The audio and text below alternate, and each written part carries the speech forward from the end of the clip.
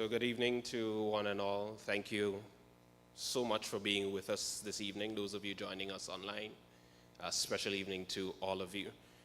We are here for the 2026 budget consultations, the first stop being Crown City, St. Patrick. It's a pleasure to be here. I spent quite some time as a young boy running up and down Hermitage. I haven't been back in a while, so it's good to see St. Patrick again. Good evening once more, and we shall get on the way. So at this juncture, ladies and gentlemen, I invite you all to stand because we will begin, as we do with all things, in prayer. Assisting us with the prayer this evening is Akiba Andrews from the budget unit.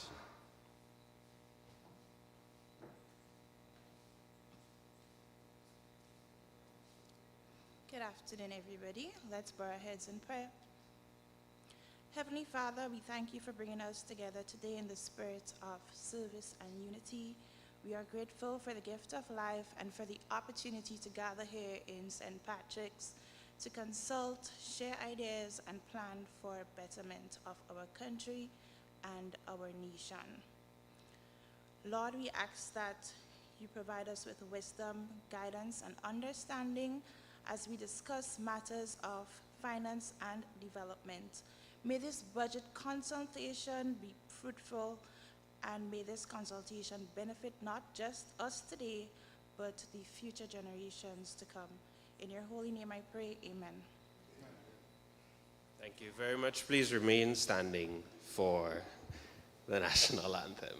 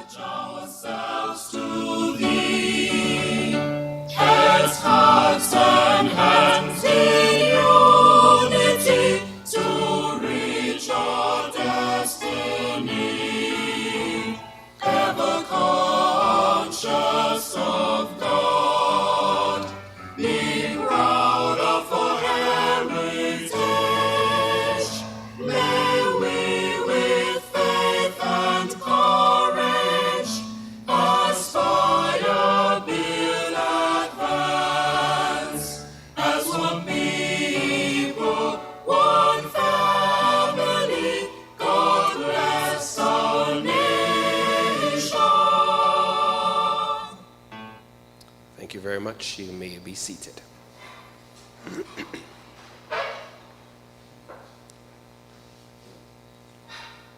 Honorable Dennis Cornwall, Minister for Finance and Parliamentary Representative for St. Patrick East, staff of the Ministry of Finance, citizens of St. Patrick, once more good evening and thank you for coming out to the 2026 Parish Budget Consultations. We recently held a town hall meeting right here, so I know that you are well familiar with the things that have been taking place in St. Patrick.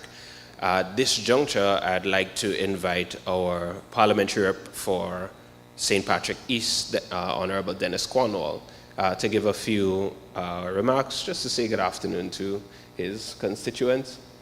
Honorable Cornwall.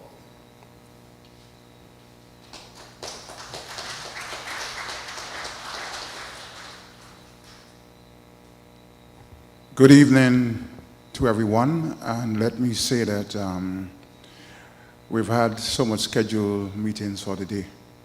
In fact, I was supposed to be elsewhere at this point in time because I have in place my troops who are supposed to be taking care of business. Also, my colleague, Brother Handel, he's on his way and he should be here shortly. Notwithstanding, I know that we were supposed to start at 6 p.m. So when I was told last minute that my other engagement was canceled, I decided to leave my home and come to the activity to make sure that the minister's presence, the MP presence, made a difference in this activity. Now, again, the Ministry of Finance has a PR team as well as the operatives from within the budget department as well as the other areas like customs and inland revenue. And again, the meeting is not so much for the staff, but for the residents and constituents of St. Patrick's East to share with us the thoughts about the 2026 budget. So if you are not here as yet, if you didn't get the information as you should, I will say that it's still early. Come out, there is a lot of information that you can get from us, as well as there is a lot of information that we can share with you. So let's begin by saying good evening to the staff of the budget department and also my PR team in the Ministry of Finance. I know they are the ones who have the main information that we imparted, and they are the ones who are going to be collecting the feedback from you.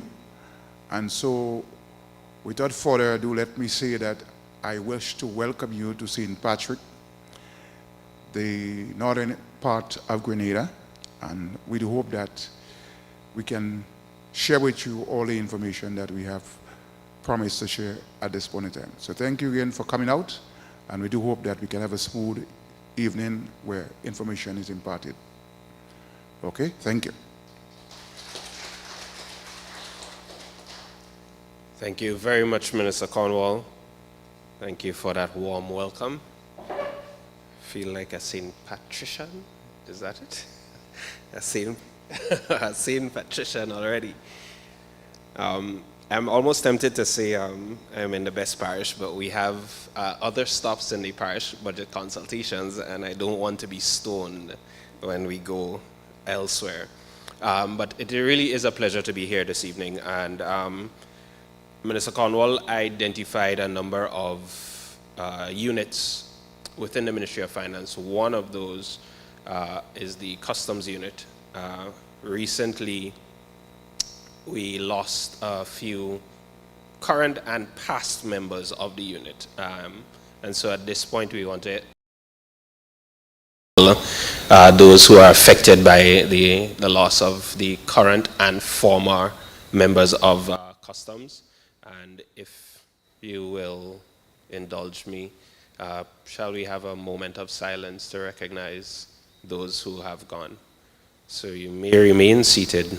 Let's just bow our heads, whisper a prayer, and reflect on those who have parted.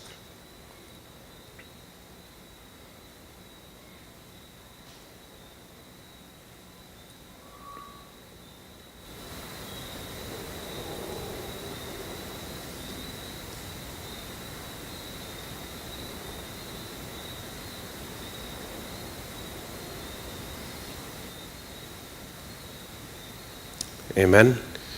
Thank you. And may those who are grieving be comforted in Jesus' name. At this juncture, ladies and gentlemen, we need to get into the meat of the matter. We really want to hear from you, but in order for you to formulate the best ideas, best recommendations, you need data, you need information, you need to know the state of things. And so we have two presentations lined up for you this evening. One comes from the policy unit, the other from the budget unit, both of whom are very intertwined in the budget process.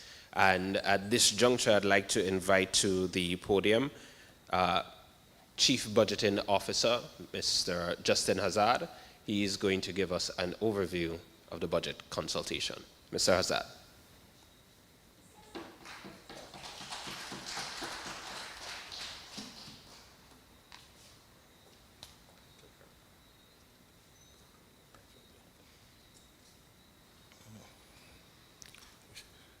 Good evening, everyone. And those who are viewing online, it's my pleasure as always, because I think I've been doing this for a little bit of a while now. But thank God we have some young officers who will be observing this evening and who will take on the mantle very soon. So it's my pleasure to be here to just give you a small synopsis on the budget process, basically, and it's very condensed to just give you a brief understanding what goes through in the budget department when coming to budget preparation, budget implementation, monitoring. So understanding the budget statement, and the process. The budget statement is basically the estimate of revenue and expenditure, which is presented in the House of Parliament by the Minister of Finance. And the process, you will get an idea what goes through that reached that stage when the minister presents in what we call the budget speech. I can't see from here. I'm going to remove this and step forward.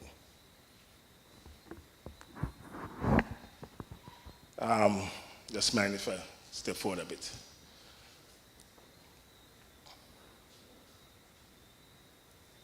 Right, so the budget statement, the estimate revenue that is the country basically collect, right? That's where the process starts in terms of revenue, and these revenue we get from tax, duties, fees, grants, loans, etc. And then we have our expenditure, basically what is the budget. And the expenditure is your wages, the debt, project implementation in terms of capital projects, etc. So we have a recurrent expenditure and our capital expenditure. So basically put, your budget is what you collect and what you spend.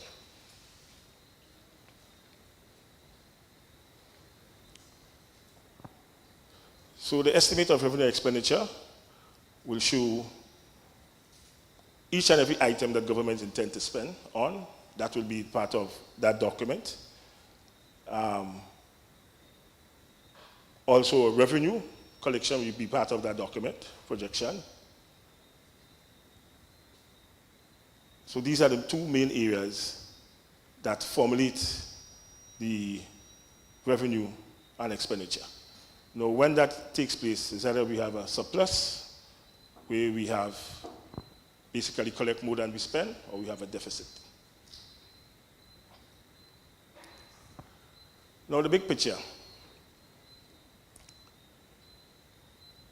The annual budget fits into government medium-term strategic and the National Sustainable Development Plan, the NSDP, and also the country long-term goals and Vision 1975. So all that is fitting within the 2026 budget is the priority of government. Government have some priority areas, and these priority areas are locked in to our midterm strategy and the National Sustainable Development Plan and our long-term vision and goal, Vision 75. Understanding the budget as a process. Now, the process is guided by laws. The budget is not formulated from thin air. Everything we do in regards to the budget preparation is guided by the Public Finance Management Act, and there you have also the Fiscal Responsibility Act, the Public Procurement and Disposal of Public Property Act, and other supporting laws. The Fiscal Responsibility Act is a serious piece of legislation which government look into. Now, due to Hurricane Beryl, these rules have been relaxed a bit for the formulation of 2026 budget.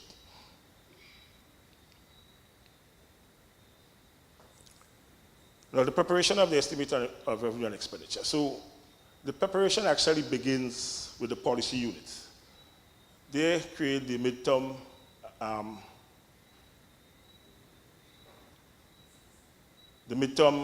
fiscal framework, the MTFF. Now, what that document do is that give the indicative ceiling for the budget moving forward. So, the people at the policy unit, and my colleague will present after, will formulate the metrics in terms of what was collected for the first half of the year. And I think that the report is for up to May, but generally it's for 6 months, and then they will give the projection for the rest of another half, and also the projection in terms of revenue for 2026. So we could have an idea what we will collect and what we will be able to spend. So the policy department does that, prepare the midterm fiscal framework. They also create the midterm economic and fiscal strategy, and also the budget framework. Now, once that is done, we meet in what we call the budget retreat. And at the budget retreat, the Ministry of Finance will present to the line ministries and also state-owned enterprise and statutory bodies the fiscal position of the government at the time. And once that is done, the retreat this year took a little different approach. We had interaction with the line ministries, and they give us the ideas as well. So we didn't just present to them, they also give us feedback. Now, once we come out from the retreat, a document known as the Budget Call Circular is issued. The Budget Call Circular basically gives the line ministries, and I used to say the word line ministries, even not the Ministry of Finance, but also the Ministry of Finance get this instruction. Let me just pause for a second. I recognize Minister MP is here with us. Thank you, Minister.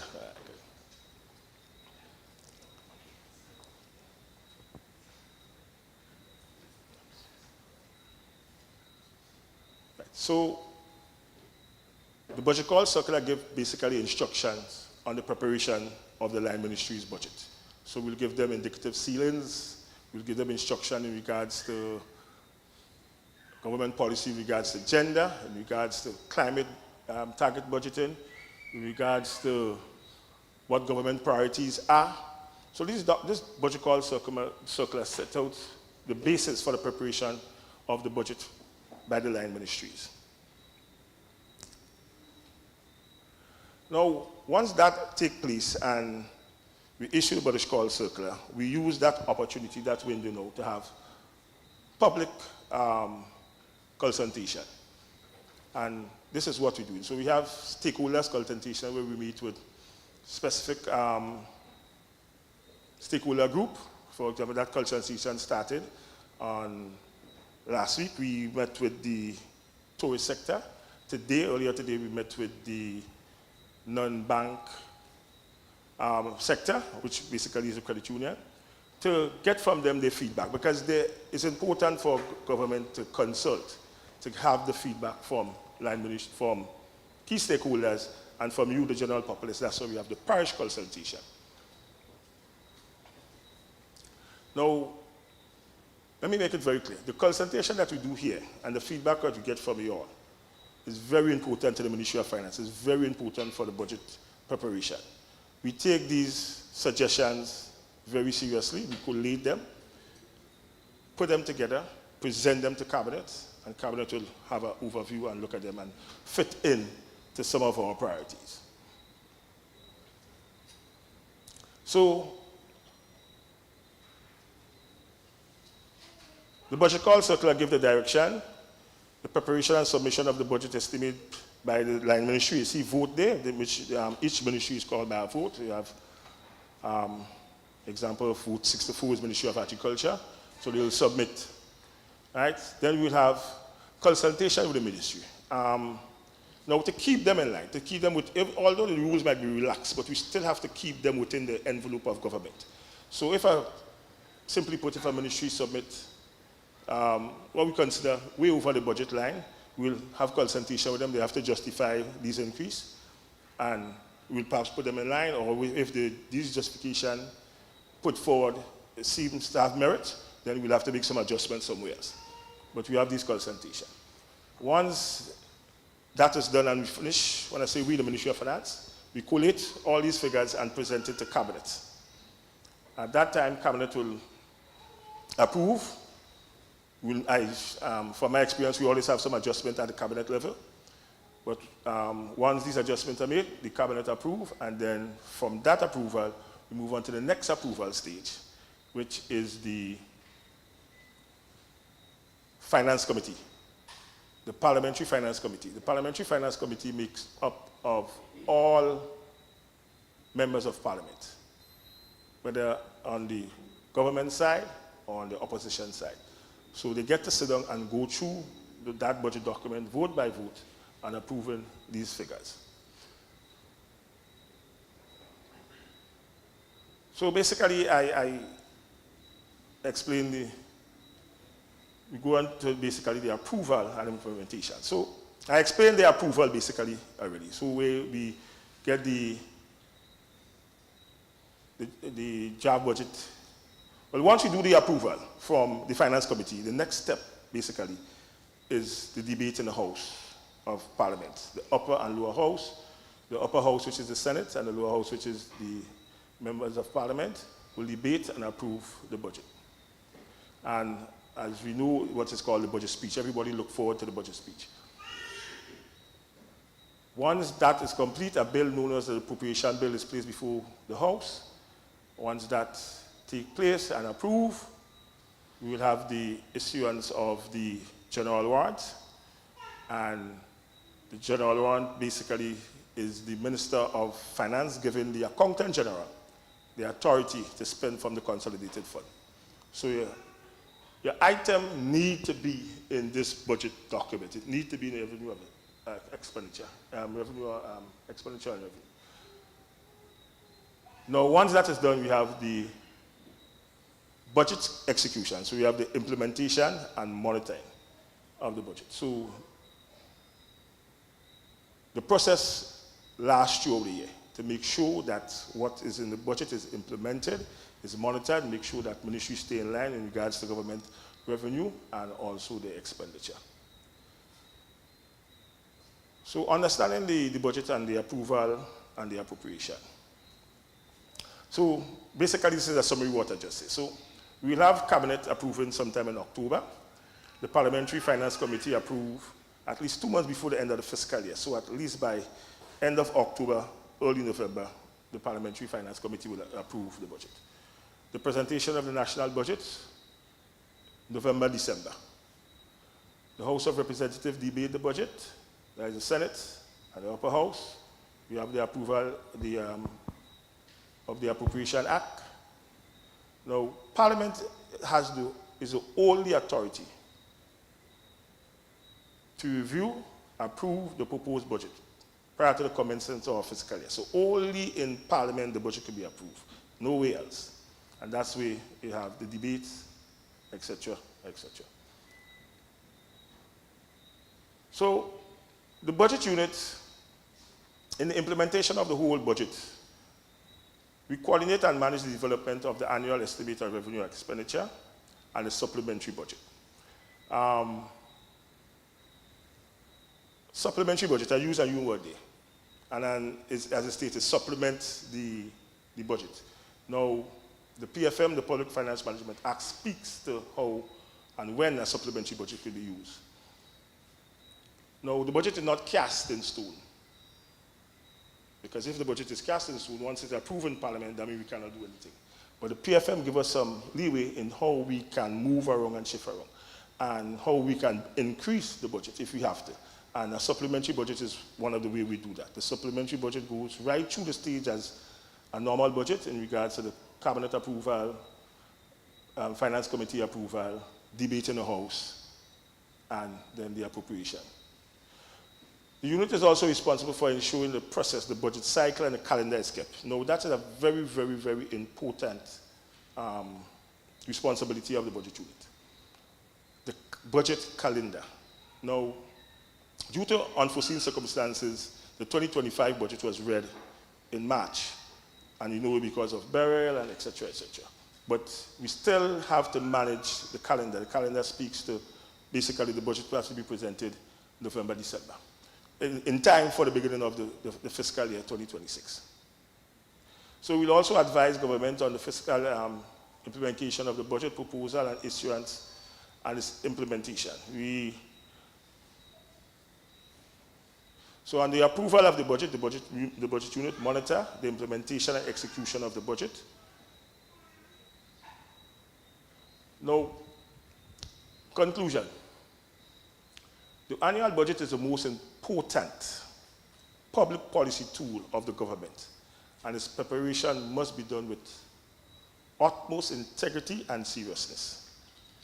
It is the most important business of government, and by extension, the state of Grenada. Therefore, the budget must be carefully formulated, which means that your suggestions and ideas are vital to help the ministry and the state agency prepare and plan this budget. The budget nothing cannot happen without the budget. The budget is the most important and most publicized document that the government of Grenada will ever issue.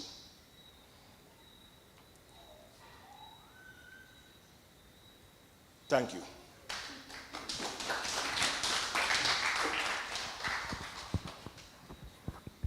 Thank you very much, Mr. Hazard. I trust that it has sunk in just a little bit how important it is for us to be here this evening to help the government with the most important document that they will put together annually. Last year's budget was over 800 pages, if I'm correct. And so you understand how important it is for us to meet and go through this entire process. Before we continue further, we do have the Honourable Member of Parliament for St. Patrick.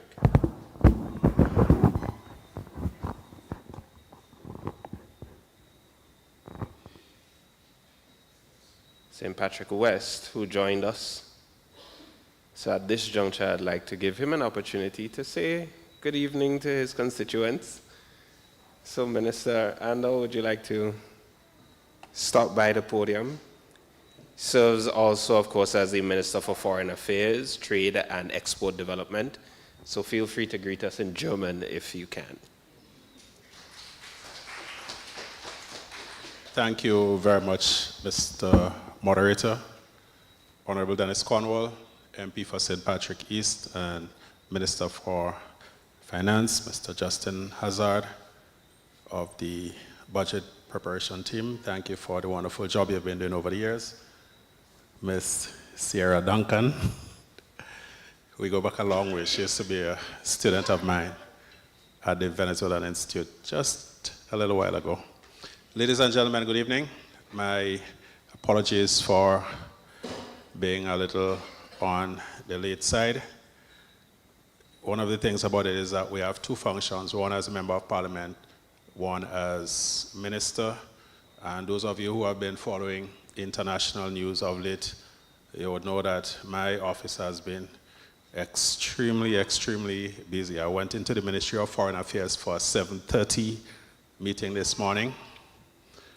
And just when I was about to leave, I had to stay back to welcome a group of investors, potential investors from Ghana. I'm also the minister responsible for trade and export development, and I had to stay back with them. And then boom, out of the blue, Prime Minister called a meeting of a small committee, and then the next thing I know, I'm leaving St. George's after 5 this evening. If you notice the way I'm dressed,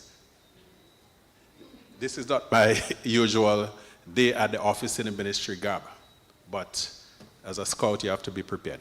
So, Mr. Hazard, I'm sure explained to you the seriousness of the budget, the importance of it, and I look forward to your asking probing questions and making suggestions. One of the things I'm sure that by now, if you didn't know, you might have picked up, is that very often, Mr. Cornwall and I, we are called minister, and we are. But some of the things that are thrown our way properly fall under our capacity as MP, and then sometimes it's the other way around. our job as your MP is to listen to you, to interact with you, to take your concerns to the cabinet where the decisions are made, and when the opportunity presents itself, to the parliament or any other necessary forum. Just one thing I would say before I leave the podium is that government, and here I'm not talking about NNP, NDC movement or whatever, but government in a general sense, I think that we need to do a lot more public education in terms of the way government works. So for example, somebody might see a playing field in Moncreven, for example, and they would believe that because Andal is the MP for that area, he has jurisdiction over the playing field, not recognizing that government is run mainly by ministries. So although certain things are physically located in a constituency, it is a line ministry, the Ministry of Social and Community Development, the Ministry of Sports, Ministry of Labor or Health, as the case may be, will have the responsibility for making sure that certain things happen. Of course, as the MP, we have to keep fighting for the interests of our constituents. But at the end of the day, the ministry and the MP have to work in tandem for things to happen. And very often, because of the way that the budget is structured, you may find that certain things that I may consider to be a priority may not necessarily be that for a particular ministry, and so on and so forth. So we have to keep processes like this one going on a continuous basis, and I know that we have been extending it beyond budget consultations by having the national town hall meetings. So we just have to step up on it to ensure that our population is on the ball and in tune with what's going on. Thank you very much, and I do look forward to a productive session this evening.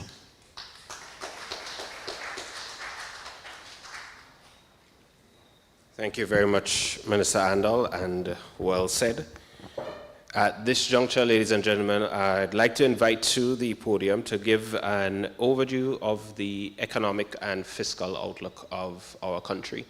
In a nutshell, we need to know what we have, and that is going to inform what we can do. And so at this juncture, please join me in welcoming Sierra Duncan, Policy Analyst at the Policy Unit in the Ministry of Finance.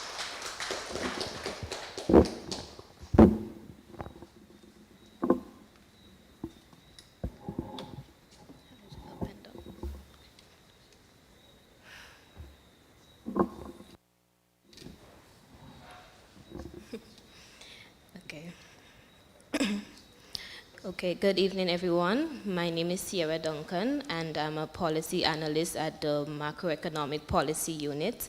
And I know everyone has already stated their gratitude, but permit me to also say that I am very grateful for everyone that has come out today. I believe that your suggestions are very vital to this year's budget process and the overall final outcome of the budget.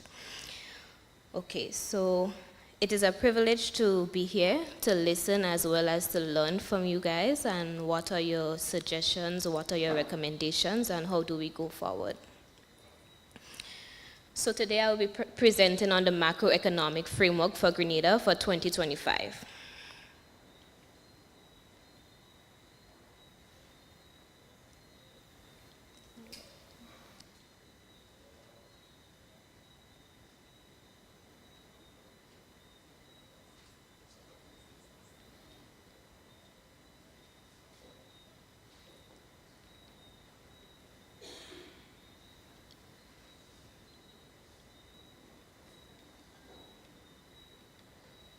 Okay. Okay, so we'll have look at the international and regional developments, and then we'll have a look at the 2025 review of Grenada's sectoral performance. Then we'll look at the fiscal performance for the first 5 months of the year, and then we'll have a look at the medium-term outlook and then some key takeaways. Okay. So as Minister Anders stated briefly, this economic season is one of importance.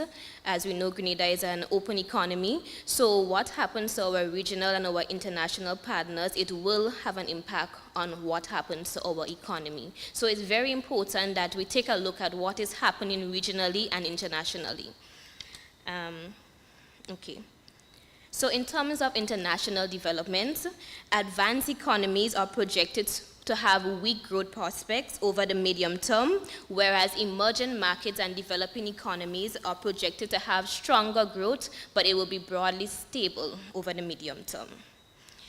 So if we all know, the current economic developments have evolved into one of high tension and uncertainty based on the recent trade events that took place in the beginning of the year, as well as other geopolitical tensions.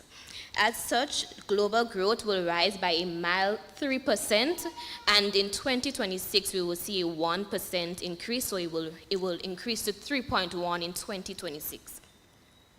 So let's take it home a bit and look at the regional developments. So regional growth is projected to accelerate in 2026 with an average ECC youth of 3.5% and an average CARICOM growth of 3.3%. However, if we look at the last graph, we can see the middle one, we can see Grenada. So based on the rebuilding efforts as well as some increased economic activity in some key sectors that I will then show you, we have projected that Grenada's economy will grow by 4.6% in 2025. So this is the external sector that we are faced with right now, and it's very important that we take it into consideration as we begin our deliberations on how do we go forward, how do we build resilience despite what is happening both internationally and regionally. Okay, so we'll look at some key real sector developments. So this will just show us the different sectors of the economy, how they have been performing for the first 3 months of the year. So economic activity in Grenada has shown notable recovery in the recent months as rebuilding efforts continue and economic momentum strengthens. As we all know, on July 1st, 2024, we were struck with Hurricane Beryl, and we know that that impact was severe on our economy and on our society. However, key sectors such as manufacturing, wholesale and retail, and construction sector has shown resilience despite what has happened. So we'll start with agriculture. In just over 8 months of the impact of Hurricane Beryl, the agriculture sector still has not fully recovered. As of January to March 2025, if we look at the graph, we can see that there has been a lot of declines. If we compare January to March 2025 compared to that of the same period of 2024. If we look at banana production, we can see that it declined by 77.7%. At the end of March 2024, we recorded a total I'm sorry, this is for nutmeg, my apologies.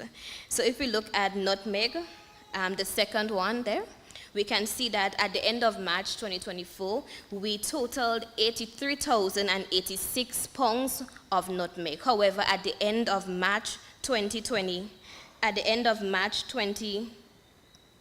my apologies. That is what we recorded at the end of March 2025. However, for March 2024, we recorded 370,723 pounds.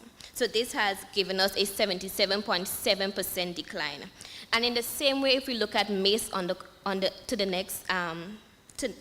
next, we can see that it also declined by 79%. So what we realize is while the Hurricane Beryl impacted the nutmeg and the maize production, also as we may have seen that there has been increased rainfall during the traditional dry season. So we believe that this would have had an impact on these production as well. So if we look at cocoa production as well, to the third one, we can see that there was a reduction in production At the end of March 2025, cocoa production was 295,255.6 pounds. However, if we look at March 2024, we can see that we recorded slightly higher of 366 and 23 pounds. So we can see the difference there as well. M&IB purchase of other crops has also declined by 11.8%. But if we look at banana production, what we see is a slight increase of 1.6% at the end of March 2025. So while these declines in crop production represent evidence of weak sectoral growth, it is anticipated that as weather patterns improve, as well as these products grow back, we anticipate that the coming medium term, the medium term, we will see an improvement in the agriculture sector. Okay, looking at fish production and fish exports. At the end of March 2025, the production of fish increased by 13,327.6 pounds compared to the end of March 2024. So we've seen a modest uptick of 1%, representing positive projections of growth for the rest of 2025. Also, if we look at fish exports, we see that we also had a 1.1% increase at the end of March 2025 compared to that of March 2024. So let's look at the construction sector. This has been a sector that has been showing us tremendous growth and resilience despite what is going on internationally, regionally, and domestically. So growth continues within the construction sector as many houses and businesses are being rebuilt, as well as there are new innovative projects that are being constructed. So if we look at construction, the imports of construction materials, we have seen a 35.1% increase from the same period of 2024. At the end of March 2025, we recorded construction material imports of $79.44 million compared to at the end of March 2025 when we had $44.37 million. So we can see that 35.1% increase. Okay, so in addition, the sector's activity continues in the retail industry. So we have the retail sales of building materials. So what we can see from this is that there is a 30% decline. However, when we did surveillance reports, it highlighted that this is not a representation of a decline in the sector, but more so a new trend that we have seen. A lot of persons are directly purchasing and importing their construction materials as opposed to buying them by retailers. So that is why you are seeing that decline in retail sales of construction material. Also for mining and quarrying, it has also seen a 10% increase from the same period of 2024. So the expansion of hotels, the rebuilding of homes and businesses impacted by Hurricane Beryl, along with government's Build Back Better initiative, as well as government's initiative to improve healthcare, all of these are increasing the activity within the sector. So we are seeing tremendous growth and resilience within this sector. Okay, so let's look at tourism. For tourism, we will look strictly at stayover arrivals. Okay, so if we look at the table, what we see is that there has been tremendous declines in the first 5 months of the year. We have seen declines in a lot of the advanced economies. If we look at United States, Europe, Canada, we see that they have the highest declines, right? This has resulted in an overall 12.7% decline in total stayover arrivals as of that compared to the first 5 months of 2024. If we look at Caribbean, the row that's Caribbean is a bit disheartening, but we can see that there has also been a decline of Caribbean stayover arrivals by 16.6%. And when we had consultations with the stakeholders in the tourism sector, they was explaining to us that there are many factors that can cause this. And one of it is that there is such a high airlift cost, as well as there is a limited direct flights between Caribbean islands. So these are things that are faced within the tourism sector, as well as the international developments that are happening right now. Okay, if we look at the graph to the end there, what we see is that the first 3 months of the year, January, February, and March, we see that there's a high difference. And this is because of the economic conditions that we had last year. The fact is, this time last year, we were not faced with this high tension and uncertainty within the economy, as well as we was not struck with Hurricane Beryl as yet, as well as we had 50th independence celebrations, as well as Carifta Games. So these are some possible reasons why we're seeing that high difference in the silver arrivals. However, with gratitude to the coming annual winter season, we anticipate that there will be an uptick coming to the end of the year. As well as we all may know, we hosted Africa Caribbean Trade and Investment Forum, which recorded 2,106 international and regional delegates. So,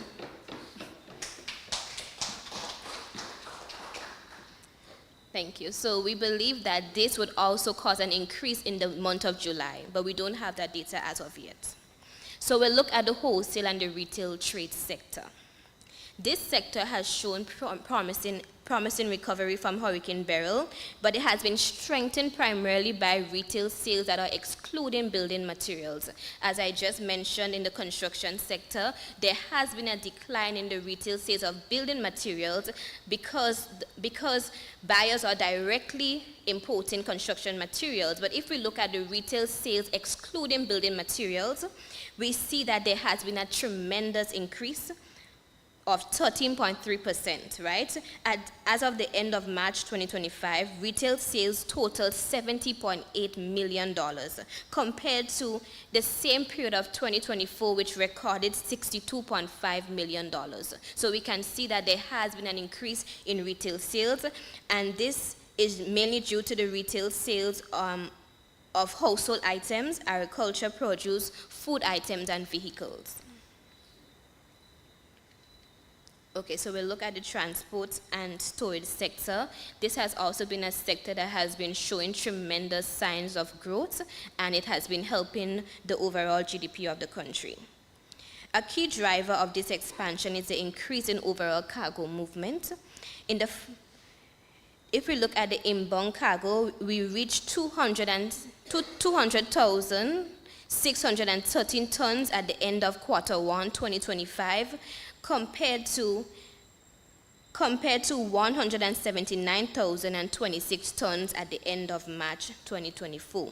If we look at outbound cargo, we can also see that there has been an increase as well. We recorded at the end of March 2025, 13,920 tons.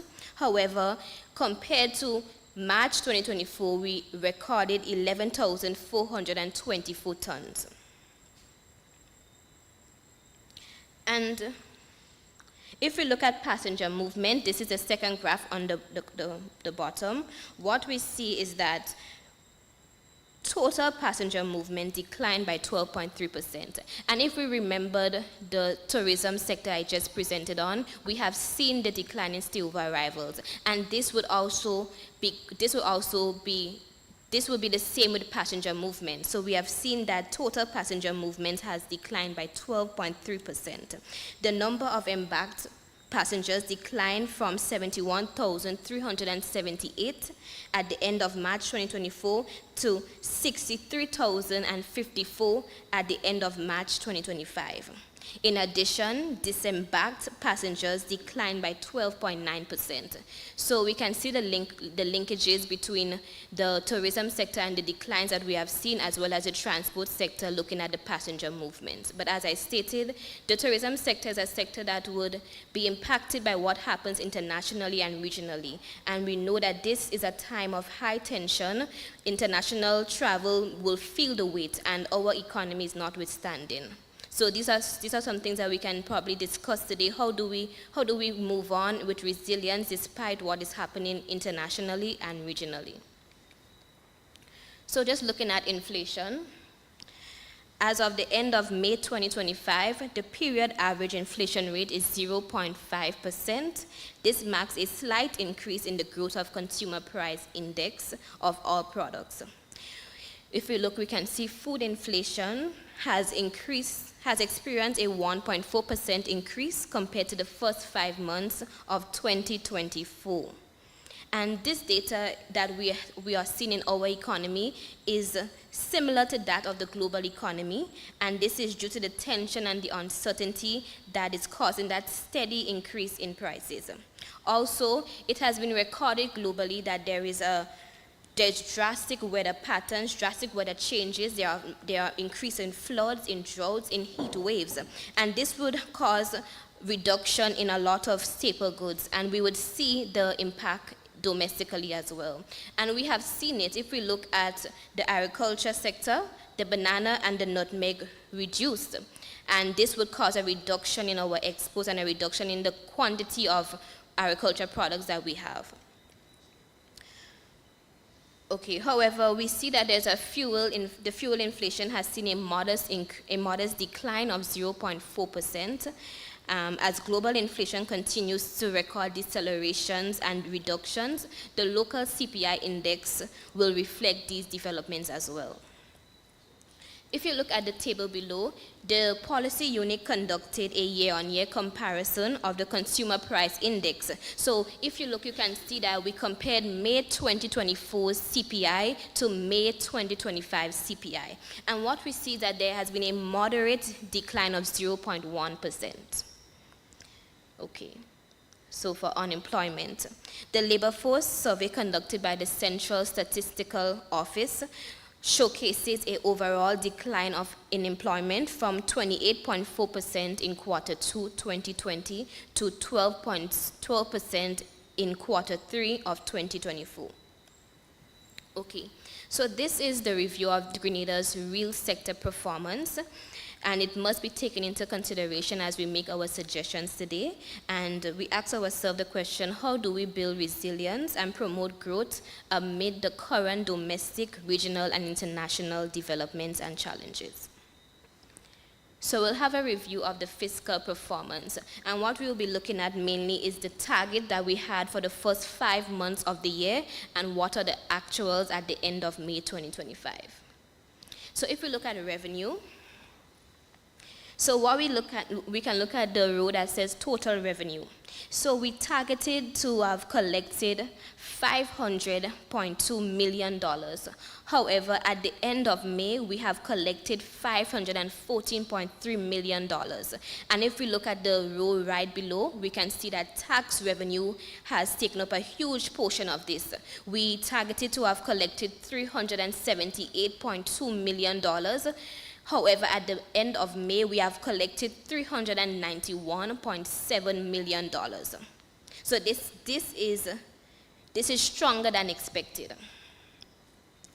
So this is the different subcategories for the tax revenue. We collected $85.5 million from taxes on income and profit, $15.1 million from taxes on property. It is a bit lower than what we targeted, but it's still within the range that we anticipated. $92.5 million from taxes on domestic transactions, and then $198.6 million from taxes on international transactions.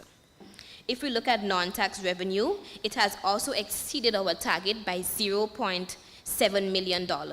But if we look at this subcategory, what we see is that IMA revenue significantly surpassed our targets. We anticipated at the end of May we would have collected $70.5 million. However, at the end of May 2025, we have collected $92.7 million in IMA receipts.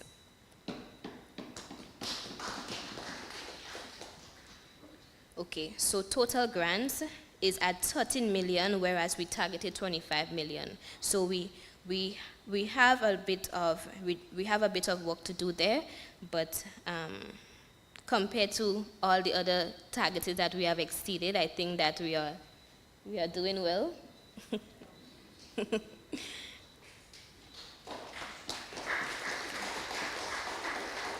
Okay, so what it shows is that overall revenue collection has exceeded our targeted amount.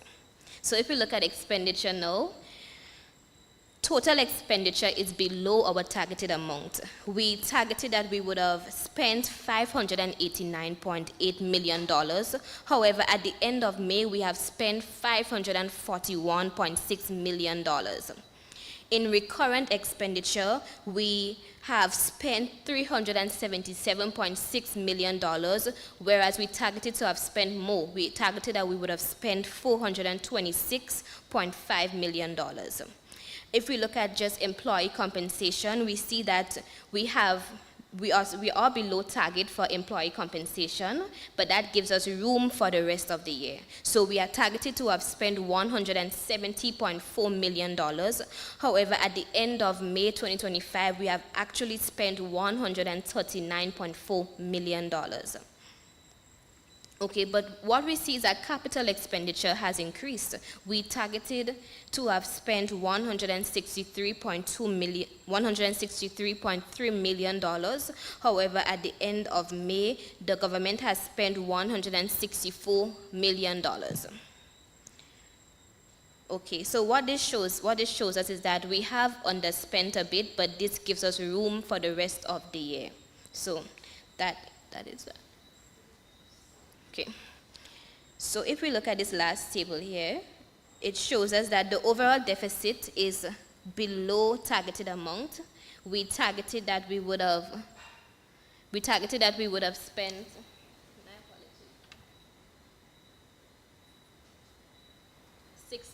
we would have had a deficit of 64.6 million. However, at the end of May 2025, we have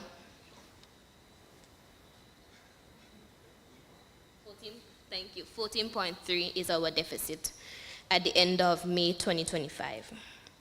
So this is the last fiscal table. It's really long, but what this is that when we receive our actuals, we went and revised our projections. So we have the estimated outturn compared to that of the budget, what we have budgeted for. So I will just look at the total revenue and the total expenditure. And what we see is that we have budgeted that we would have received $1,192.5 million. However, based on our actuals, we have made some revised projections, and we believe that at the end of 2025, we would have received $1,206.5 million. We also have revised our total expenditure projections. We budgeted to have spent $1,602.4 million. However, with revised projections, we believe that we would spend $1,554.2 million. We can also see that our overall balance, we budgeted to have a bigger balance, a bigger deficit, but we have revised those numbers to now have a 14.9 decline from that of the budgeted. So we believe that the overall deficit will be lower at the end of the year.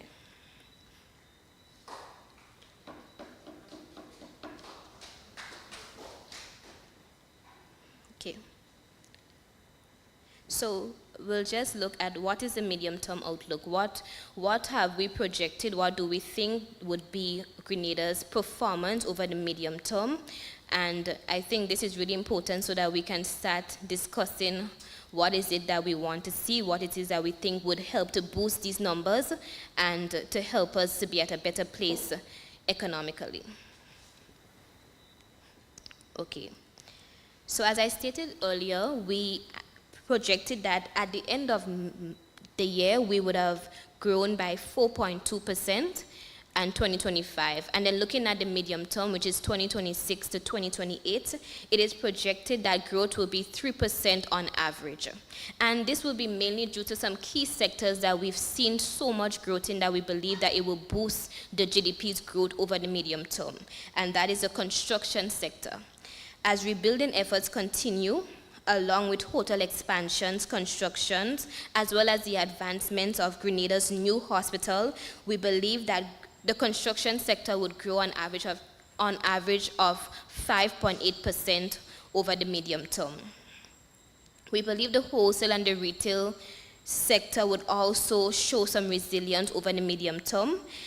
And because of this, we are projected a 3.5% growth on average over the medium term. And then the agriculture sector. Yes, we have seen some weak sectoral growth for the first 5 months, but we believe with the continued efforts that the government is making within this sector, as well as the growing back of these trees, like the nutmeg tree, the banana tree, the cocoa tree, we believe that the agriculture sector will see improvements over the medium term. As such, we have projected a 2.7% growth over the medium term for the agriculture sector. And then the tourism sector, we have projected a slightly moderate growth because we want to keep it a little bit on the safe side because of the tension that we are seeing right now in the economy, that we are not sure if it would evolve or it would reduce. So because of this, we project a 1.7% growth on average for the medium term. Okay. So what are the downside risks to all that I've presented? We've seen the real sector, Grenada's real sector performance for the first 5 months and the projected performance. We've also seen the fiscal performance. So what are the downside risks to this macroeconomic framework? So the current real sector and fiscal projections are highly dependent on the economic development of the international market. We remain an open economy, and as such, what our partners do will have an impact on us. So it's important that we take that into consideration over the medium term. And as stated earlier, there has been increased reports of changing weather patterns globally.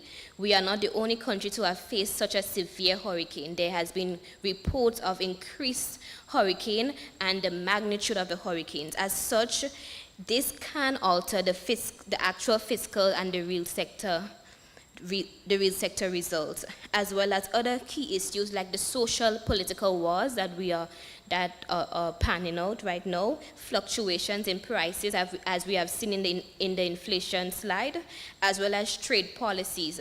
And these are all risks to the Grenada's economic development. I like how Minister Anders stated, this economic season is one that is with high tension. So as we make our deliberations, it's really important that we take it into consideration and pave the way forward. Okay, so the key takeaways. So real GDP growth, as stated, is projected to be on average 3% over the medium term. There is a weakened fiscal performance in 2025. The deficit is expected to narrow in 2026 and rebound in 2027. There is a temporary suspension of fiscal rules in place, but full compliance targeted for 2027. The primary balance improves over the medium term, and then these are the key risks: the climate events, the commodity price shocks, and the external economic conditions. Okay, so this is Grenada's 2025 macro framework. This is where we are. As Mr. John said, it's important to know where we are and where we can go and where we want to go. And these are the projections for the medium term. So I really look forward to hear your voice, hear your suggestions, and your recommendations on how we can be resilient and strong. Thank you.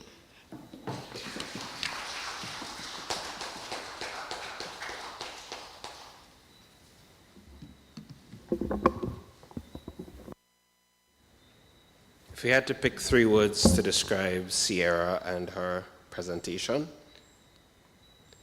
I would go with small, but powerful.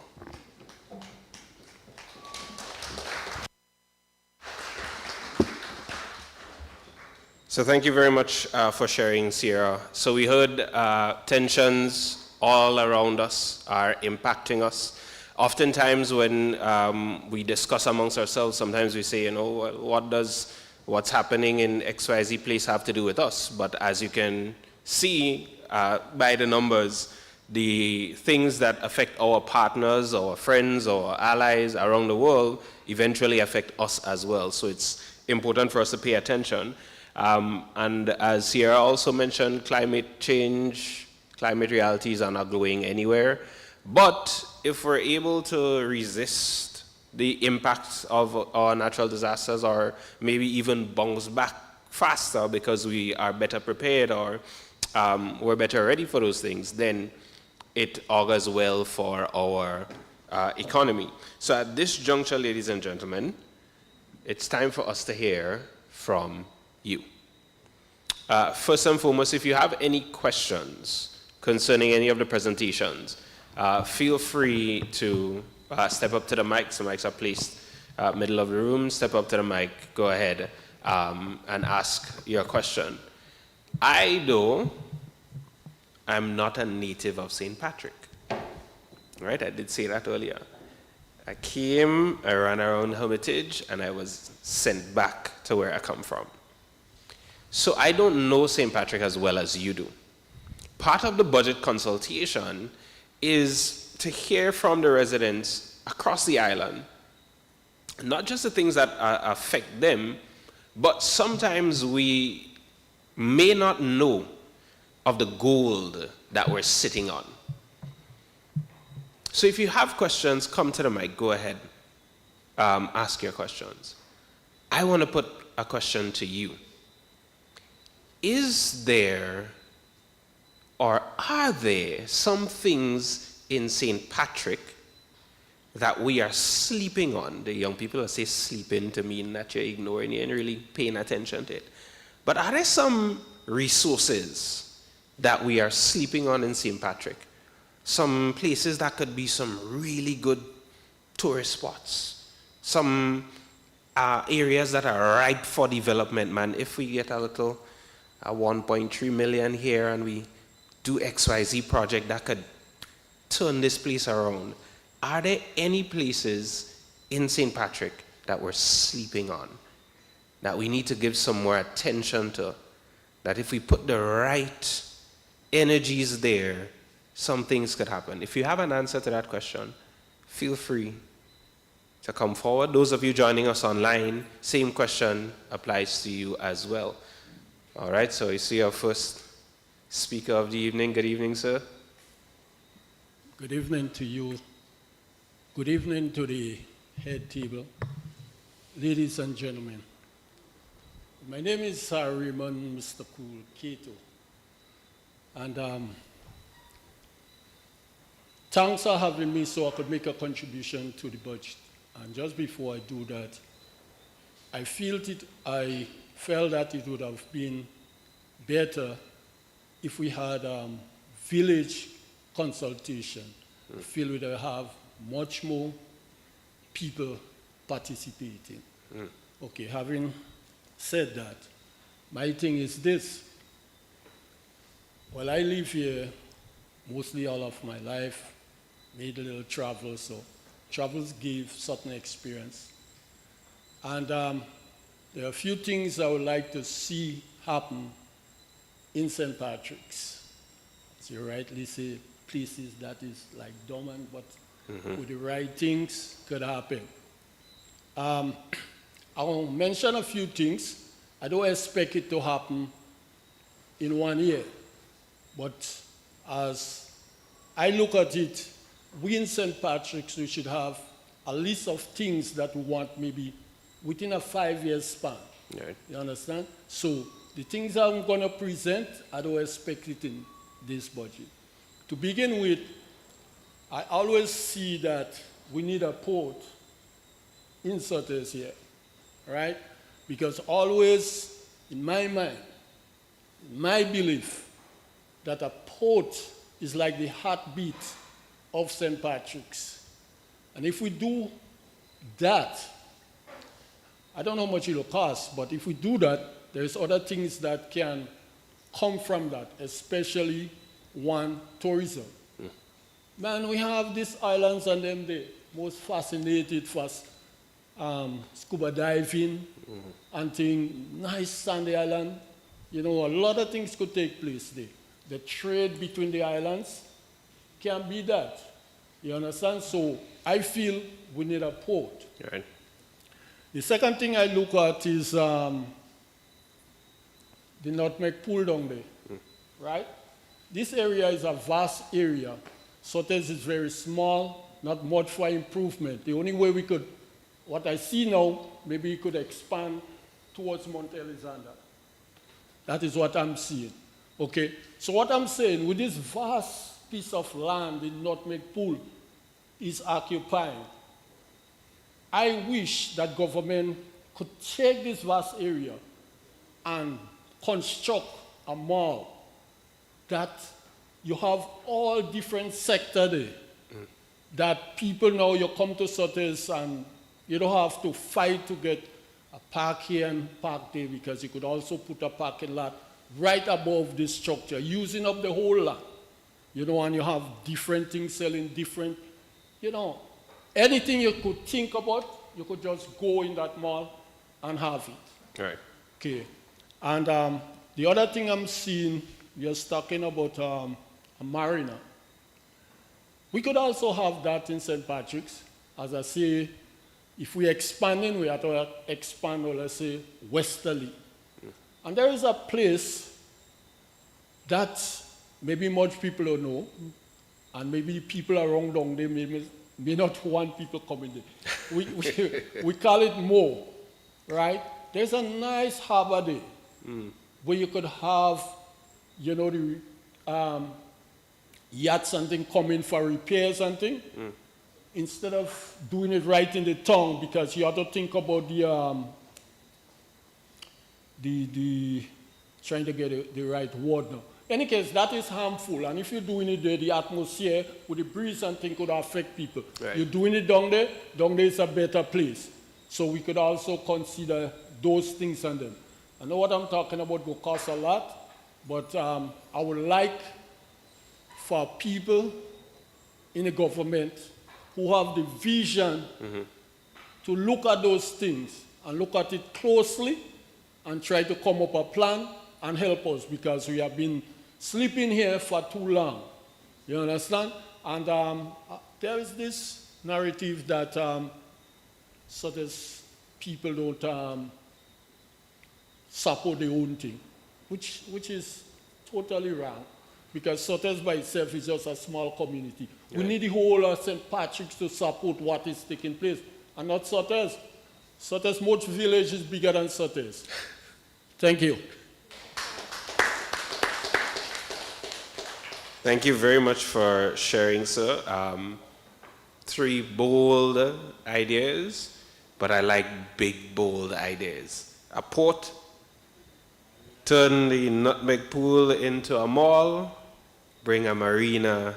Where is it, in Moore? Yeah, it's in Mount Alexander. In Mount Alexander. I'm going to have to schedule a trip up there. On the way up this evening, myself and Miss Oliver were remarking at how visible the islands were as we drove up.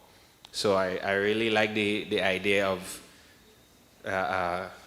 yachting, sailing, running off to the islands from St. Patrick idea. Let me not put any put any of our MPs on the spot, but good suggestions. Thank you so much for sharing. Folks, the floor is open. Feel free to come with your suggestions. Nothing is too big, not too small. We want to hear from you. Good night to the head table and everyone else present here this evening. I have a concern. Our Bathway Beach, we need some upgrading on the facilities, the showers, the changing room, the toilets, and the whole existing beach facility is outdated. We have heard before in the past that they will upgrade the facilities and nothing hasn't been done yet. The restaurant, the area where we call the restaurant, the building is very, very, very dilapidated. There are holes, the roofs, you know, and people are paying rent. So we just want the facilities at the Bathway Beach area, you know, for the tourists, and so let us see if we can make it more attractive, and it is, you know, a place where you can have good recreational thing for the tourists. So we need some upgrading on the Bathway facilities. Thank you. For the tourists and us as well, right?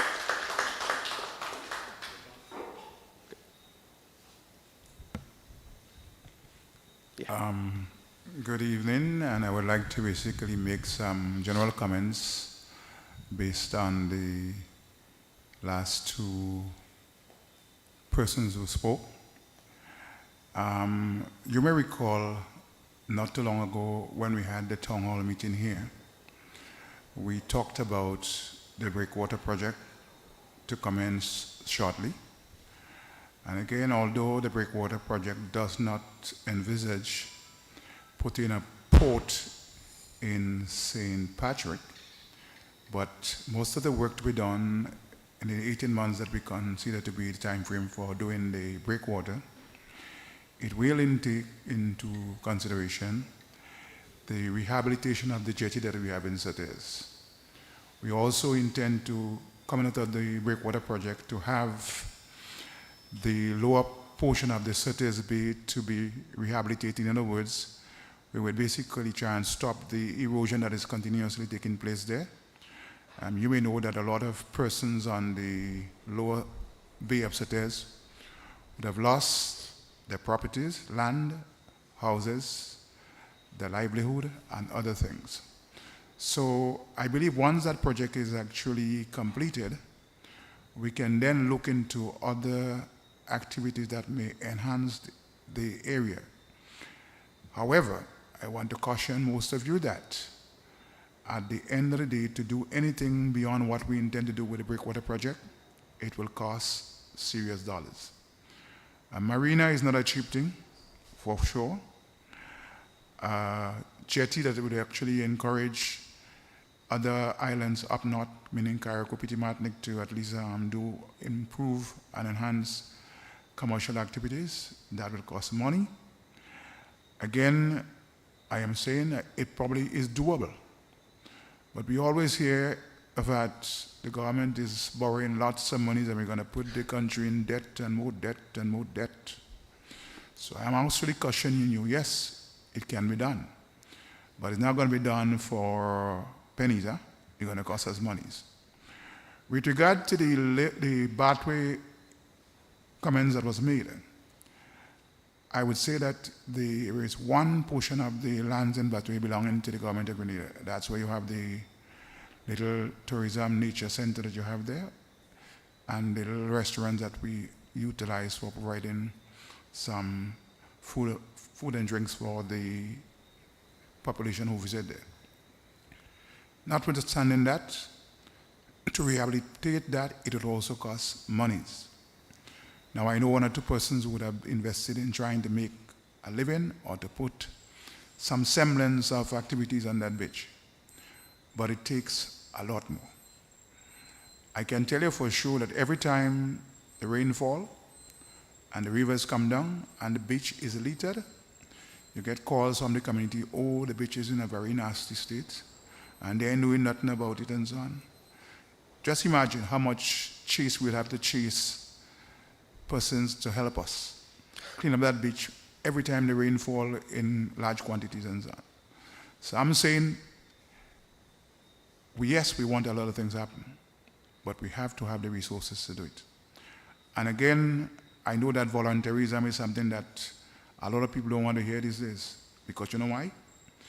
They believe that the government has a lot of monies, and we should be able to do that by paying persons to get it done.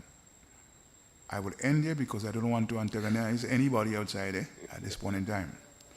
I'm like cockroach in front of fall at this point in time with some people. Thank you very much for your comments, Minister Cornwall. We have another question, suggestion from the audience. Travis Francis, I am from Montrich in St. Patricks, and good night to you, Mr. Andal. Good night to you, Mr. Cornwall. First and foremost, I'm somebody that is very passionate about farming, and Mr. Andals knows me very well, and he knows the way I feel about the agriculture sector. And I believe that the government should try and pump some money into the young people. When I say young people, not just give them finances, but send them and study, because agriculture has evolved. You know what I mean? When we was in school, they taught us agriculture science, but today we are doing agriculture. We put away the science. We need to get back to the science with the global warming that we have, or what we call climate smart, or whatever it is. I believe that the government should try and implement some means and ways and send some young people to get that science and start injecting it back into the agriculture sector. I don't know how much it's going to cost the government, but I believe it is possible. Because what I've learned in school today, I'm not practicing it. It's totally different in agriculture. And the second thing, though, I believe the government could pump a little bit of more money into farm roads, because I am one of the farmers that is suffering tremendously because of bad roads. And you see how I tick? I'm a belly kind of big. I just carry a lot of load on my head. When there is a road that is there but is properly maintained, you know what I mean, and it hurts me sometimes, you know what I mean. The third thing, though, as a resident of St. Patrick's, I have noticed that we have a building in St. that is there. I don't know who it belongs to. It's the old post office. And I don't know if it's Mr. Andal or Mr. Cornwall, but somebody needs to tell me if this building belongs to the government, and if it belongs to the government, why we have it in this condition. I believe we can develop this and put something more meaningful into it than just having it as a garbage bin. Thank you. Thank you very much, sir.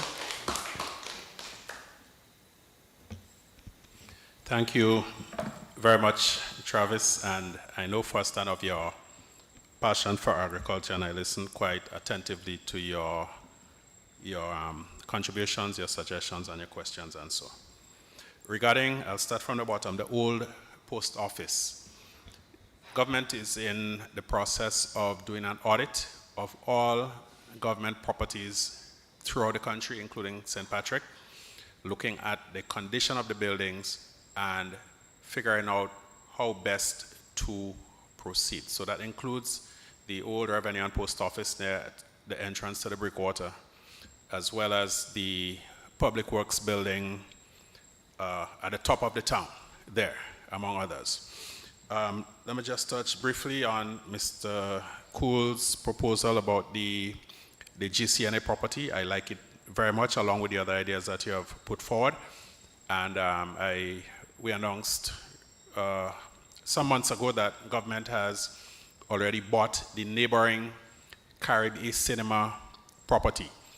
So considering the level of congestion that takes place in Sauteurs and the fact that you have buildings literally on the edge of the road on the main street and really no meaningful space for expansion, this is something that I am sure that Brother Cornwall and I would be more than happy to champion, to see if somewhere down the road an arrangement can be worked out with the GCNA and the government so that that facility could come into public use, hopefully, right? Back to Travis. Farm roads, yes.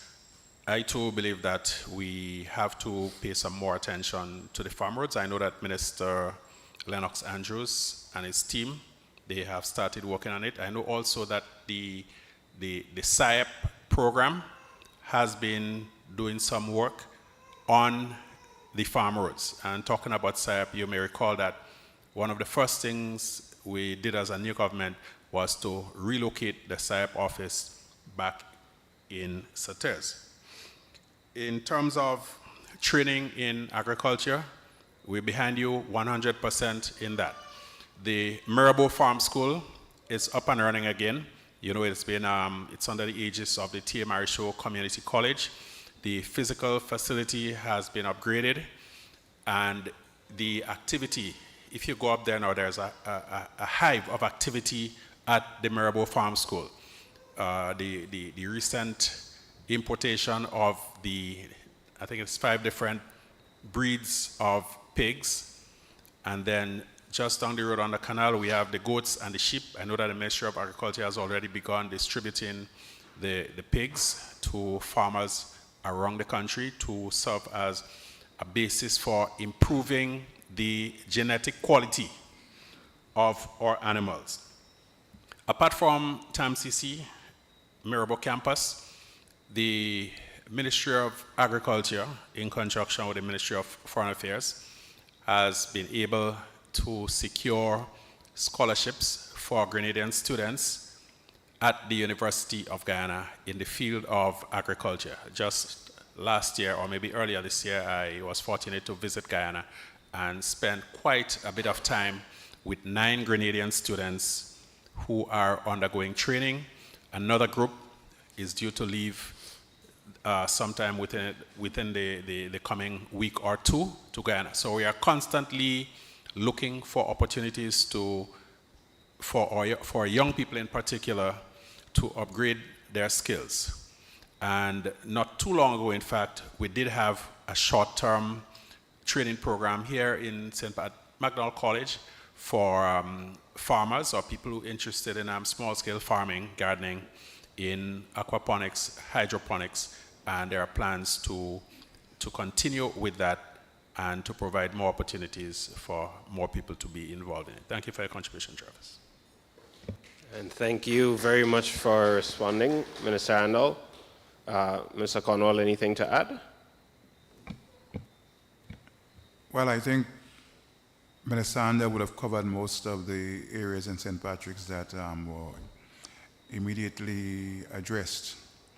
We continue to basically increase the number of roads that we have in the constituency. You mentioned the SIAP program that is going to take into consideration given the Shambo area access in terms of roads.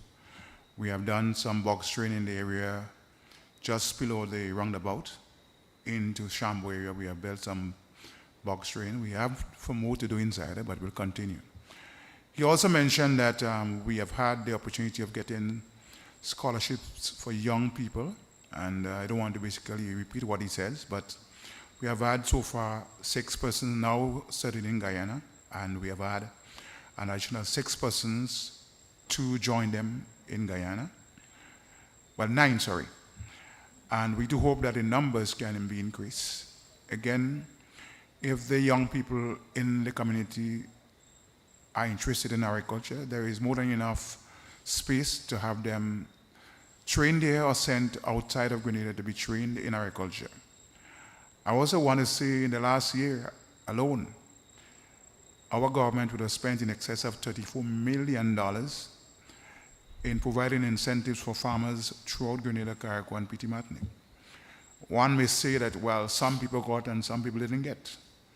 Again, we can only do what our resources allow us to do.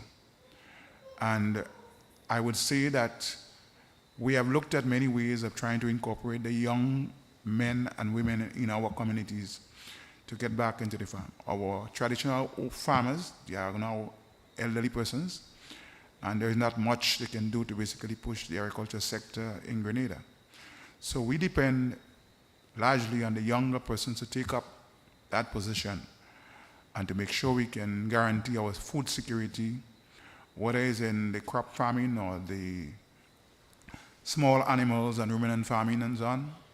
There is room for a lot of activities there.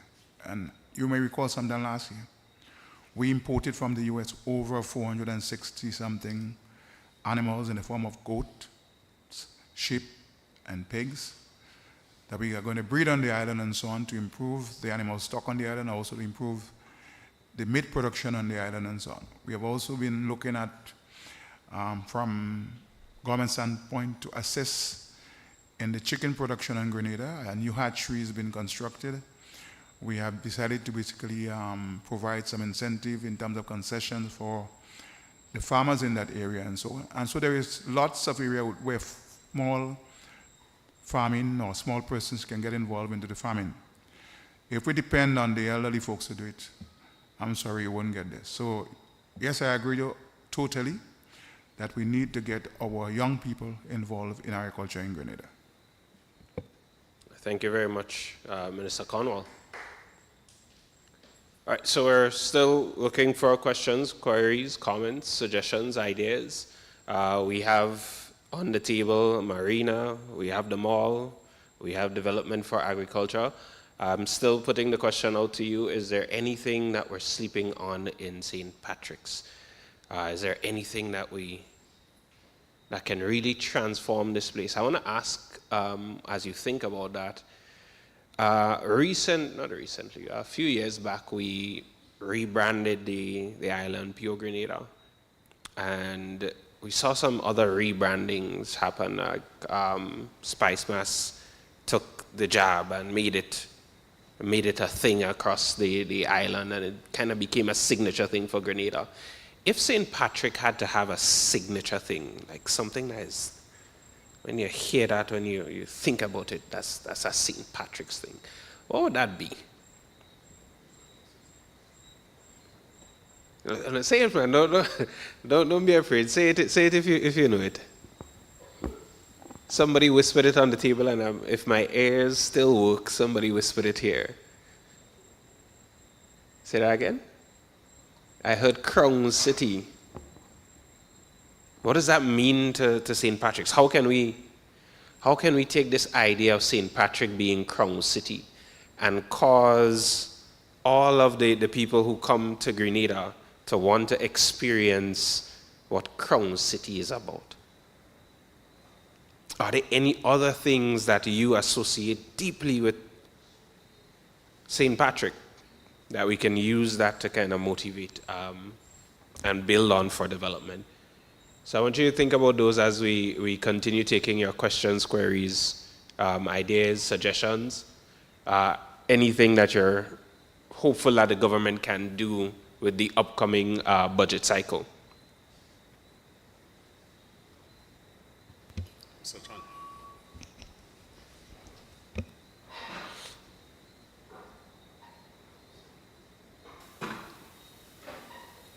Good night, everybody. Good night, sir. I just want to make a few comments, and especially for Mr. Cornwall. I want to know what is taking place with the Shambo Water Project, because believe me, this is one of the things I believe that could put St. Patrick's on a better level, in the sense when it comes to farming and agriculture, because I too am really passionate about farming. I'm a conventional farmer. I am certified in hydroponics. I do agro-processing as well.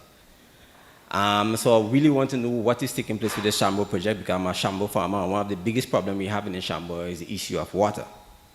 And you can't do agriculture without water. And two, I really think that we need a space in St. Patrick's where young people could get involved in processing. Because there's a lot of young people that does processing, like myself, and one of the hardest things is to find a space to do my agro processing. I mean, I got a whole heap of machines just pack up, and I have no space to do my agro processing.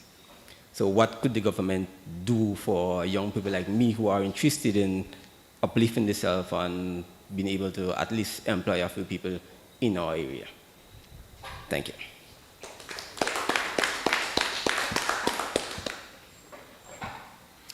Okay, thanks for the comments and the questions. I believe that we have not in this room anyone from the Ministry of Agriculture or from SIEP, but they would tell you that there have been work going on behind the scenes to basically bring roads into Shambo, bring the water into Shambo, to sort of revitalize that pond that you talked about and bring the water from the Snellall River to that area. A project was funded in the past by, I think it was UNDP or one of those institutions. There are equipment, parts, pumps, shale house and so on that was granted or given. Unfortunately, that project has had many difficulties because of the way it was done. Yes, the land in Shambo does not belong to Government of Grenada, and I'm not sure if I'm saying that. The land belongs to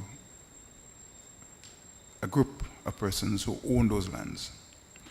Now, there are more than 200 farmers farming in the Shambo area. We are aware of that.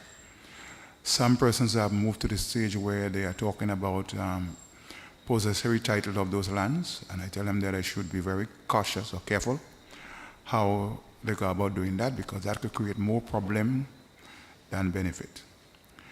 There is a private individual living on Grenada that has a lot of the material or equipment or parts or pumps that was given under this project, and it's sitting in his house.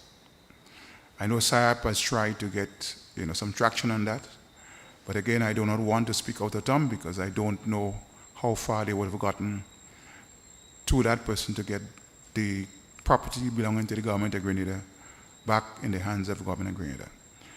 Mr. Stephen Fletcher is the CEO or the person running the SIAP program in Grenada. I know we have consulted on many occasions.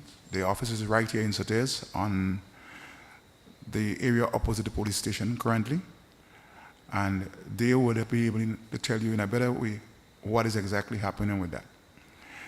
I know there were pipes run from all the way Snell River to an area inside of Shambo. The material that was bought to be utilized in doing the dam proofing for that little pond, most of that material was actually stolen by people in the community. Even the pipes that were actually bought and so on to do that particular job, some of that is lying on the ground, the other parts have been stolen.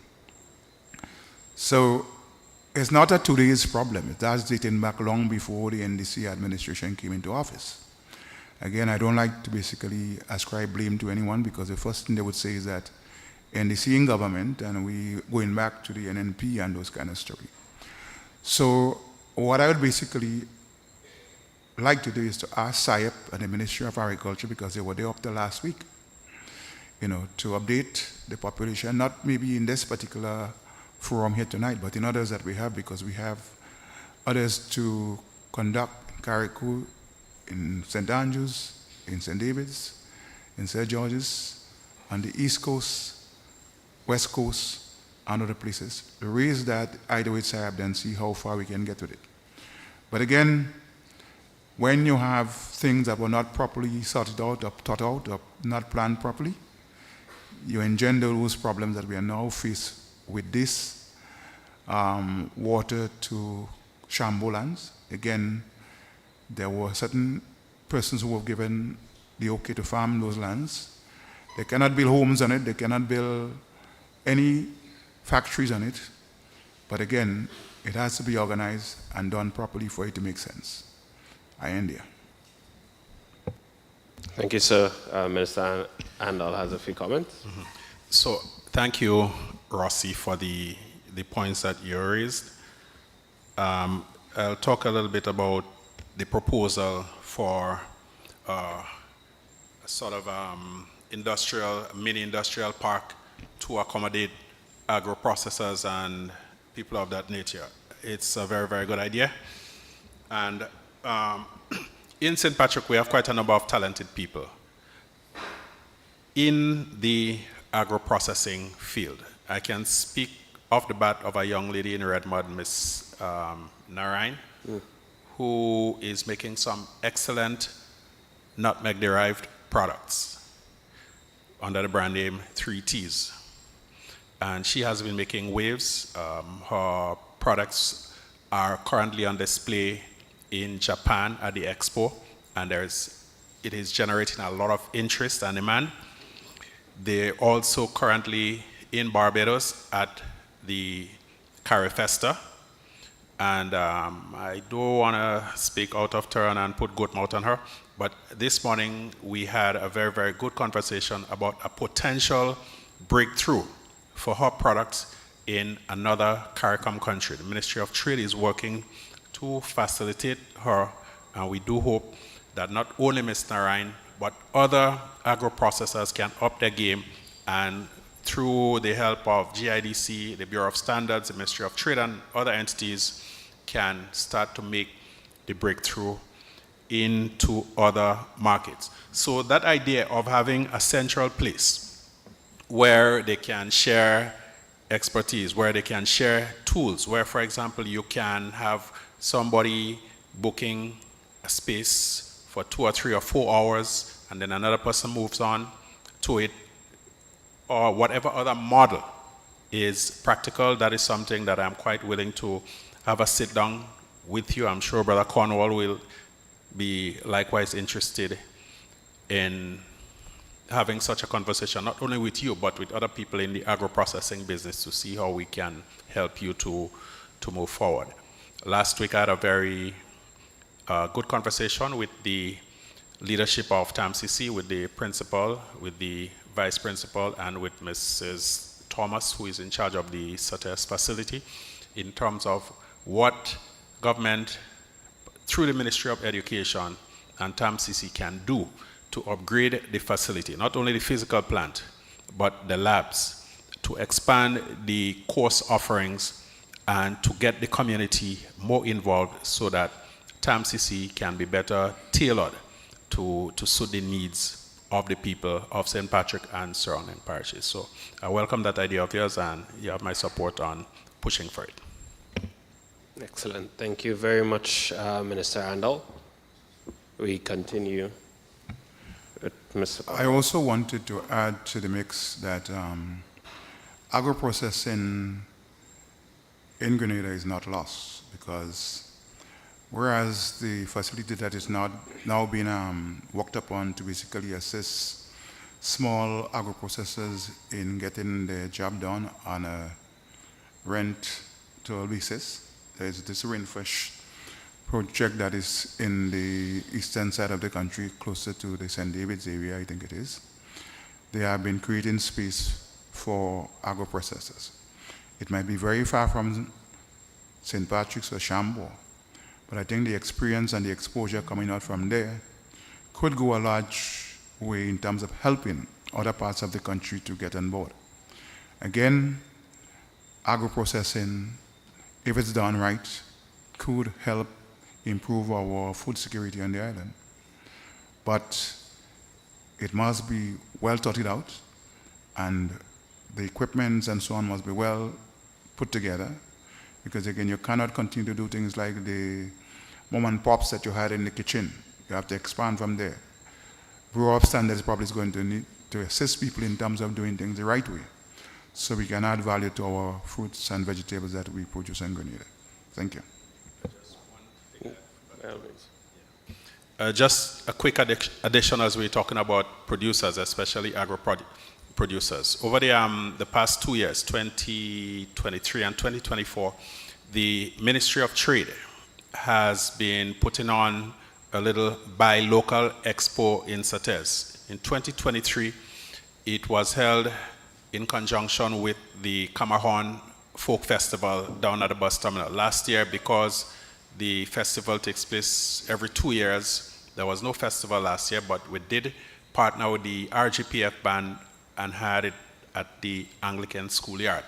This year, again, the Camarón Folk Festival returns to SATES in early December, and we at the Ministry of Trade have already begun to discuss plans for having that expo. So all those of you who are in the agro-processing, in the art and craft business, in the agriculture business, furniture making, what have you, we are giving you a heads up to start getting yourselves ready.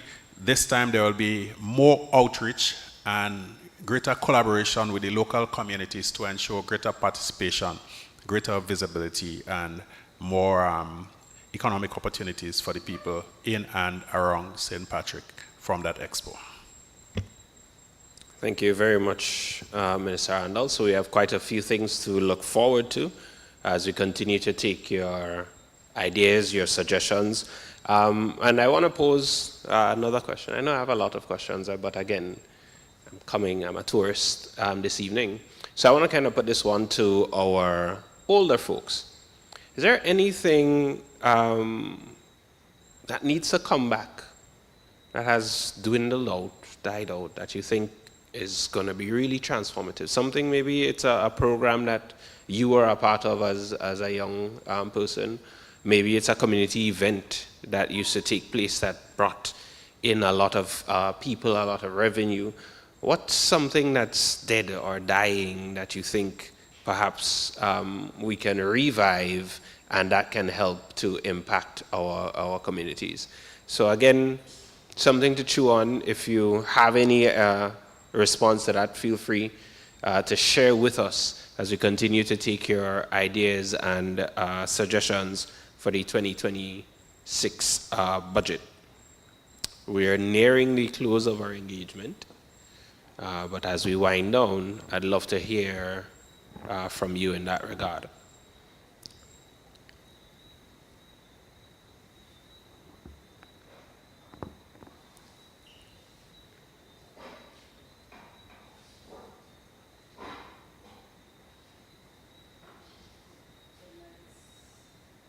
Everybody, good night. The head table. My passion is the Welcome Rock. Everybody that comes to Grenada, go up to the Welcome Rock. And to me, living in the area, I feel that tourism could do something better with that Welcome Rock.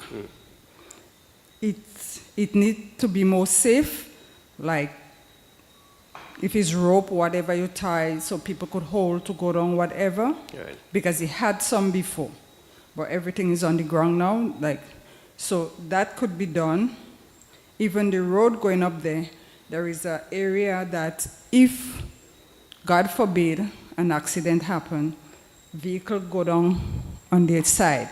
If we could get like some barricade or some, just to protect vehicles.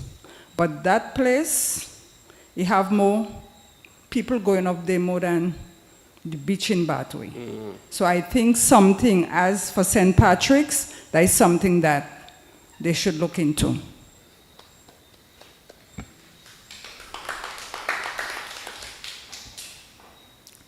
Okay, let me see if I could shed some light on that, because again, sometimes if you don't know, you would tend to be able to make statements that probably is not all that correct. The land on which the current Grenada National Resort is being built, that's in Livera. The former administration sold, along with other private persons, lands for the construction of that hotel on a 16-hole golf course in that area. So where the Welcome Stone is currently and so on, the land is not owned by Government of Grenada. It used to be under the Government of Grenada hands, as well as other private persons who owned those lands. However, those lands were sold for the development of that hotel. So let it make sense to me then. How can the government get involved in basically building a road to go up there in the first instance, putting back facilities like the rope that takes you down into the same lands that was sold by the previous administration for the construct of that hotel? And I'm saying all that to say, sometimes we need to do our research first before we make statements that probably give people a wrong impression as to what is happening there. We do welcome the fact that the 500-bedroom hotel is going to go up there and it's going to bring some economic activity to St. Patrick and the rest of Grenada. However, when I look on the internet and I see people making negative comments about the other parts of the Livera area that constitute the mangroves and the lake and so on, NDC didn't sell those lands to anybody.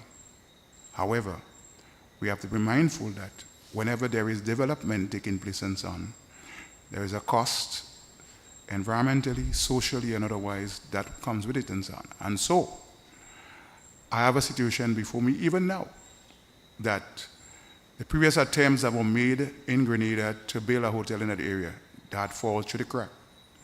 Persons are still saying that they are owed for lands that was actually taken from them or acquired from them.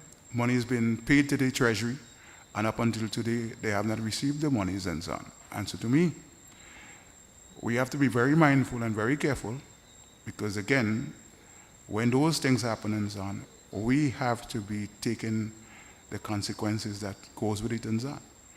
So yes, there are people in the Livera area tell that they have not gotten monies for their lands and so on. I'm not talking about this current project, but the prior attempts that were made to basically do it.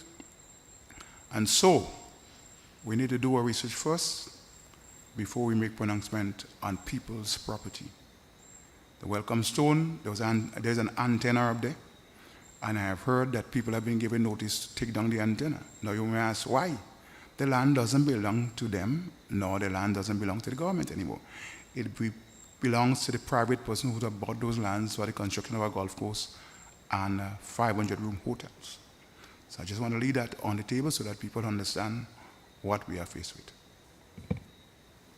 All right, thank you very much for shedding light on that, Minister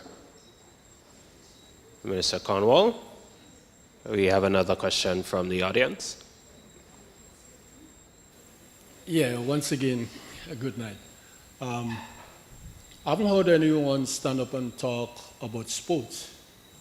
And I think this is an important area, you know.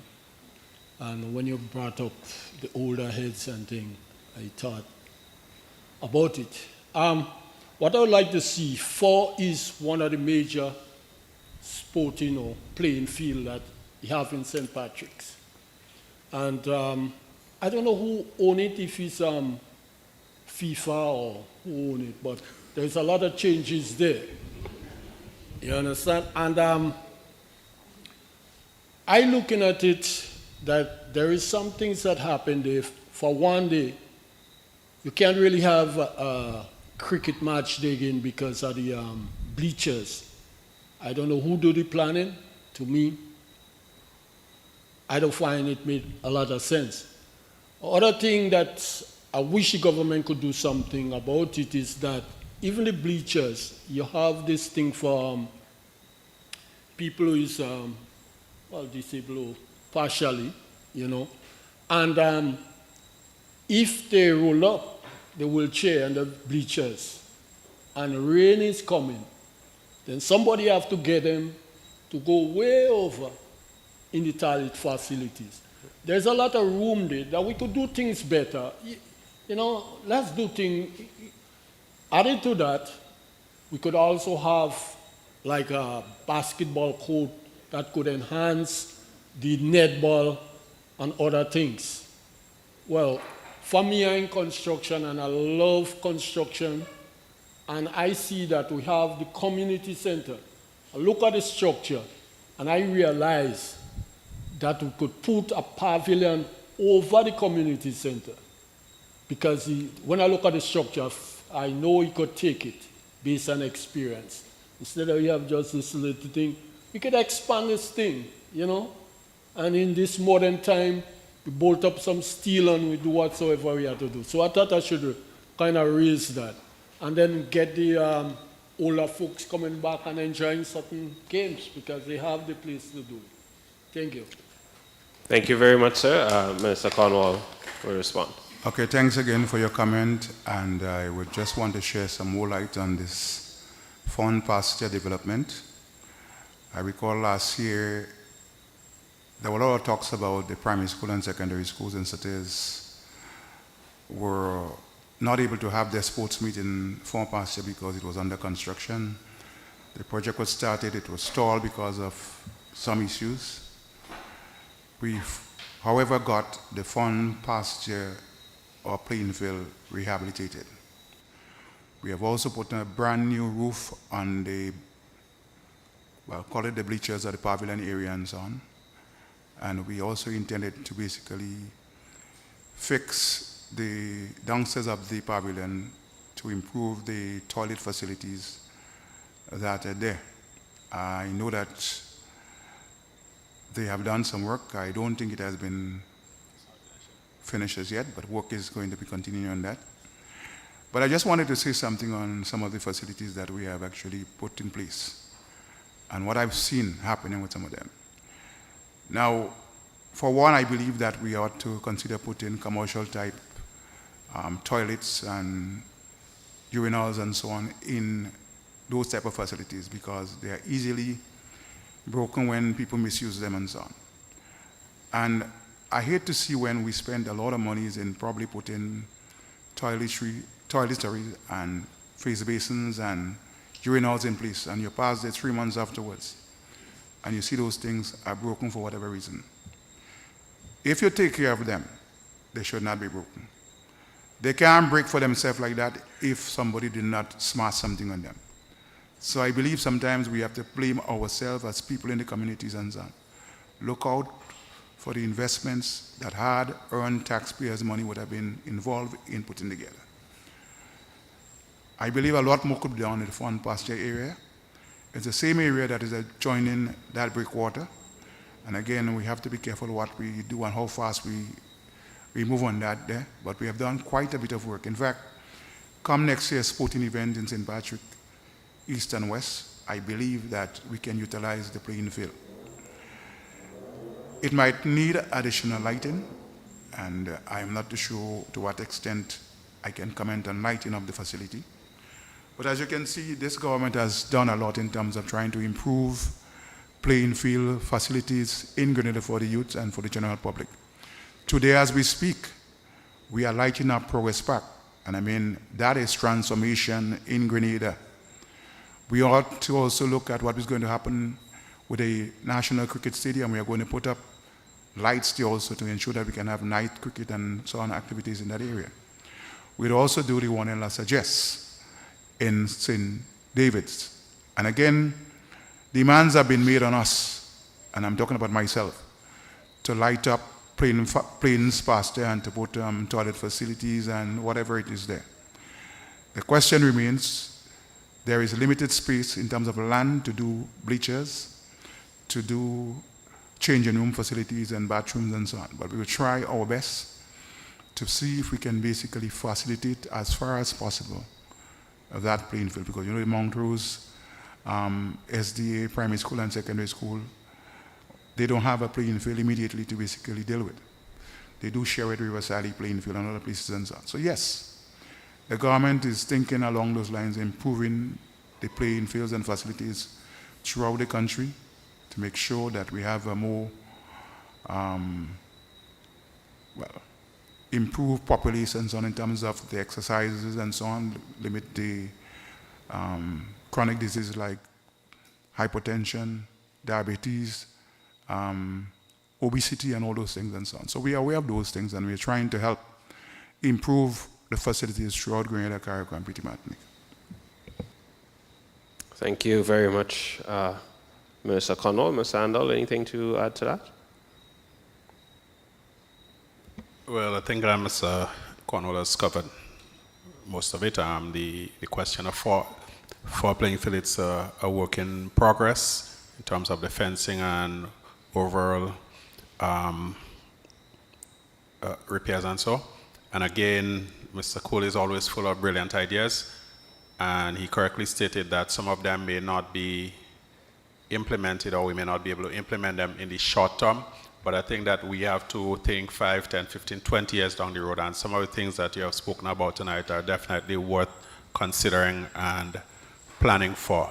As we speak about provision of and improving sporting facilities in the parish, currently some work is being done at the Snell Hall playing field to erect a mini pavilion with bathroom, toilet, changing facilities, as well as down the road. It will be designed in such a way that down the road there will be a room that can be a sort of multi-purpose room. So we are doing some work on many of those things as we speak. Thank you. Mr. Moderator, I think I would like to ask of Mr. Stephen Fletcher, the man behind SIRE project. I see him in the room, so I would like him to basically give us an update as to what is happening in the Chambord area, because there is a farmer in here who is desperate and saying that he needs to know what is happening. So, Mr. Fletcher, I might be putting you on the spot, but I think you should take the mic and save my soul in this part of the world right now.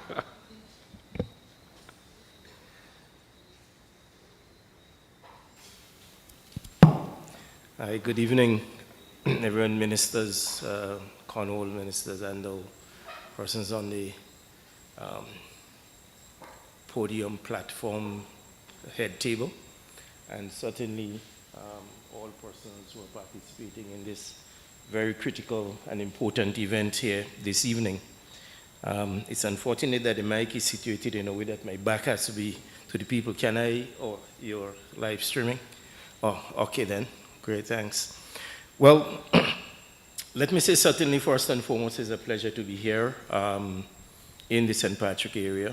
We all know that the Rural Development Unit that's been implementing the Climate Smart Agriculture and Enterprise Program. We have been embedded here for the last 2 years, going on 3 years now.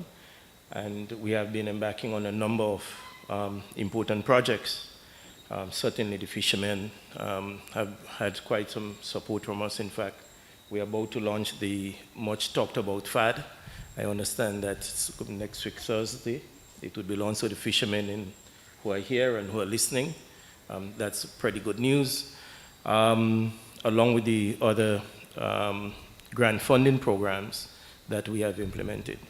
The specific issue of Shambo, Minister and persons who work in the Shambo area, this has been a very challenging one for all of us who've been involved in this program and trying to get the irrigation project implemented. In fact, I've walked the road of Shambo on many occasions, including with some persons I've seen here. To my immediate left, we have walked Shambo, and we had all enthusiasm and commitment to get this project done within the last year or so. However, we are faced with some objective challenges. One of the key problems we have has to do with access to the land, ownership of land. Because the project is funded by the Caribbean Development Bank, they have certain clear criteria that ought to be met before funds are released. And one of the issues that has to be addressed is that of land tenureship, ownership, in which for us to do this, we must get not just access to the land, but it must be done in such a way that the owners of the land provide clear authorization to allow us to implement the project. That has been a challenge. That has been very challenging to get to the ownership. Minister Cornwall and I have had many discussions on this. In fact, he had, up to probably a few months ago, we discussed it as to how we can get hold of the owner so that that clear title can be, or the clear authorization can be provided. And unless we have that, we seem to be hitting our heads against the wall. So that is where we are with it. We are hoping that in the next few months, we should be able to get some clear ownership of it. The studies have been done. So the good news is that we have done the studies on it. There is a consultancy firm that has been on the ground for the last 6 or so months collecting data on the land. So we have the land ownership issue. But we also have the issue of measurement of the river that will be the source of the water. So in other words, being able to get precise measurements on the water flow during dry season, rainy season, and at various levels of those things. So we have done quite a bit of work in identifying the work to be implemented to get the Shambo irrigation project up and running. That's one aspect. The other aspect is that of the road, because you may recall that the Shambo area has 2 components under the Rural Development Unit. One is the road infrastructure to provide farm road access, and the second is irrigation. The road projects, this one is much closer in sight, and we should be able to implement that one by the end of, before the last quarter of this year. So that's where we are, Minister, with the 2 critical projects for the Shambo area. If there are any more questions or so, I'll be more than willing to contribute as much as I can. But probably most important for persons who work the Shambo area will be quite willing and prepared to meet with you as a grouping of farmers. Probably that might be a much more prudent way and much more effective way rather than trying to debate the issue here tonight. So we are prepared to meet with you. We have an office on the High Street. SAIP office, you can go in there, and we have staff there, and we can coordinate to ensure that we have a meeting and we try to bring both projects to a final end by the end of 2025. Thank you very much. Thanks. Thank you, Mr. Fletcher. So thank you very much, Minister and Mr. Fletcher, for a robust response. Again, we continue to take your questions, your queries, your concerns, your suggestions as we begin to wrap up this evening's engagement. So if there are any more questions, queries, concerns, suggestions from the floor, feel free to come forward to the mic and share those. Minister Handel. Yeah, I don't really want us to dominate the talk here, but if there are no questions coming, I'd like to ask Ms. Duncan as briefly and as layman-like as possible to explain to the audience what are some of the meanings of some of the technical terms, because very often when professionals speak, we sometimes think that everybody knows what we're talking about. So if you could briefly explain to us what is the GDP of a country, what comprises the GDP? When we talk about GDP growth, that the economy grows by 4.5%, what does that mean in real terms? And also briefly, what is inflation? How do you measure inflation? And so on. Because when the budget debate comes along, you will hear members on both sides running away mouth, saying all kind of thing. Very often, just to, as we say in Chantemel, just to excite the weekend without necessarily coming up with facts to back up what is said. So, please, Ms. Duncan. Let me just interject before Ms. Duncan comes on board. And I like the idea that Mr. Handel raised the issues. Because even today as we speak, we hear people on the podcasts, on radio and other avenues talking about that the Grenada economy is in decline and it's because of mismanagement and bad management of the economy and so on. That is so far from the truth.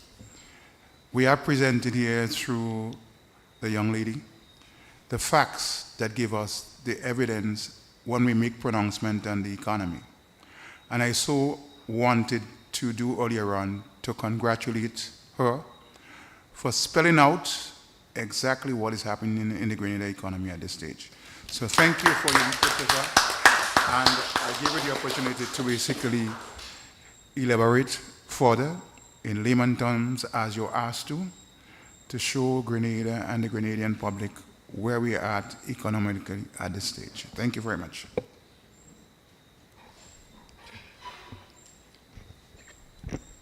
Okay, thank you so much for the questions. If I may say, how Minister Handel asked me the questions remind me of when I was in his class.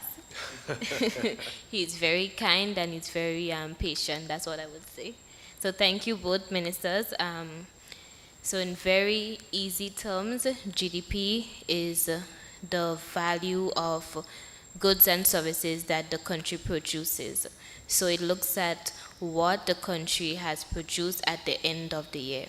And then when we speak about GDP growth, what we're doing is comparing one GDP, what did we produce, for instance, 2019, and then compared to 2020. So it's a good measure of economic activity because it shows us if we have produced more or if we have produced less.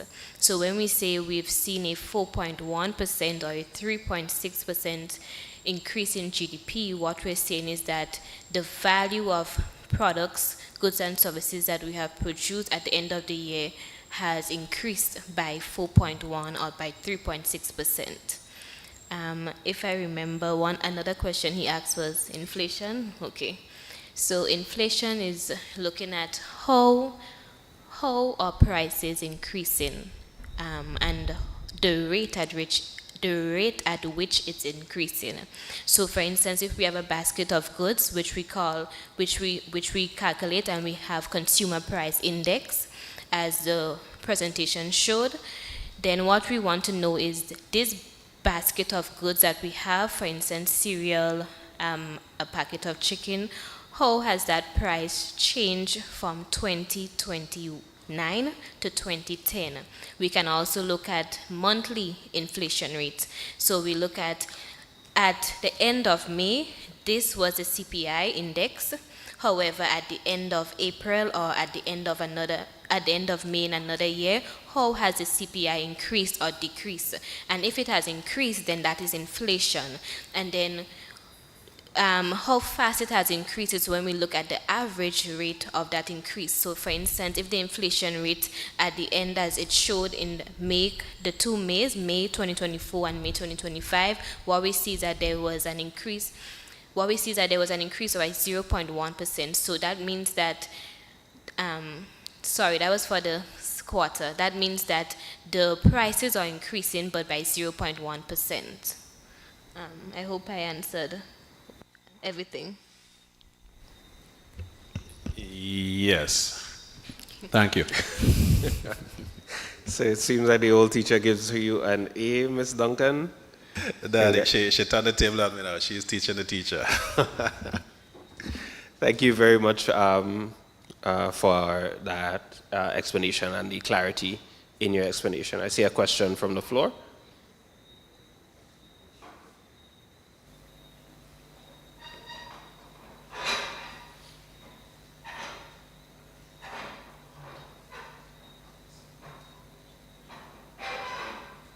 Hi. Members of the head table, moderator, audience, good evening. My name is Denise Lockerbie. I'm relatively new in the St. Patrick area, although I was born here, but I went away and then came back here. So I don't know a lot about what's the projects or so. But I'm talking, the Chambly project, which Mr. Fletcher explained, that there is a problem with titleship, ownership of the property, but it seems that the road part of it is going to be finished at some point, very close, but the irrigation part of it is not going to be dealt with. It takes a longer time. If we do not have title ownership for the property at this time, why will we put in money to fix the roads that may not be? Is it a public road that we're going to be doing for the project? Or is it still a private, if we did the road, do we really have access to it as a public, like I was wondering how would we increase, sort of speed up the road part of it, and the irrigation part of it is going to be a longer process, but at the same time, we have not cleared the titleship for the project. So just a observation. All right. Thank you. Okay, so I may try to answer the question in this way. In the Plains area leading to Chambord, we have a lot of residential homes in that area, and we would like to provide the constituents in those areas with a proper route to get to their homes and so on. Beyond that, the Chambord lands itself, the area where the production takes place, that's the potato, the green peas, the melon, the yams, whatever you plant in there and so on. It is done by about 200 farmers who do not have title to those lands. And I've said earlier on that some are looking to get possessory title. I don't know how they're going to get that done, because the owners of the land would not sit by and just let them get title to that. But even if they're producing food for the populace of Grenada, they would need to get the food out of the fields to the marketplace and so on. And I think it is not rocket science to say that, okay, that we're going to get the roads done so that they can have an ease of doing business in the area and so on. But I agree that a matter of land ownership has to be sorted out. The project that was started many, many moons ago, as Mr. Fletcher indicated, to do what has been asked of us there, we have gone to CDB for grant funding, and to be able to get the disbursement of those monies and so on, we have to have some clear titles or clear situation as to what is the input of the landowners. If the landowners do not want that project to continue, there is no way we can do about it. I talked about previous attempts to basically get this project going, because we had things like greenhouses, we had water pipes, we had dam-proofing materials to build the ponds and so on.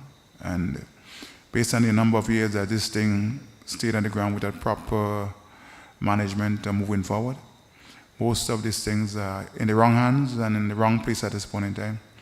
So as you rightly said, this irrigation part of the project is going to take a longer time. But in terms of doing a road to get to the Chambord area, it serves two purposes. Serve getting the produce in and out of the field, as well as to give people who live in that area access to building their home or to get into the home when they come. Thank you.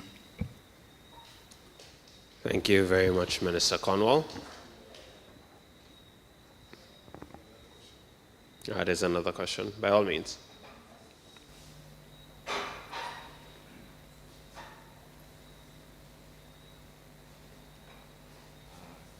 Good night, head table, and good night to everyone.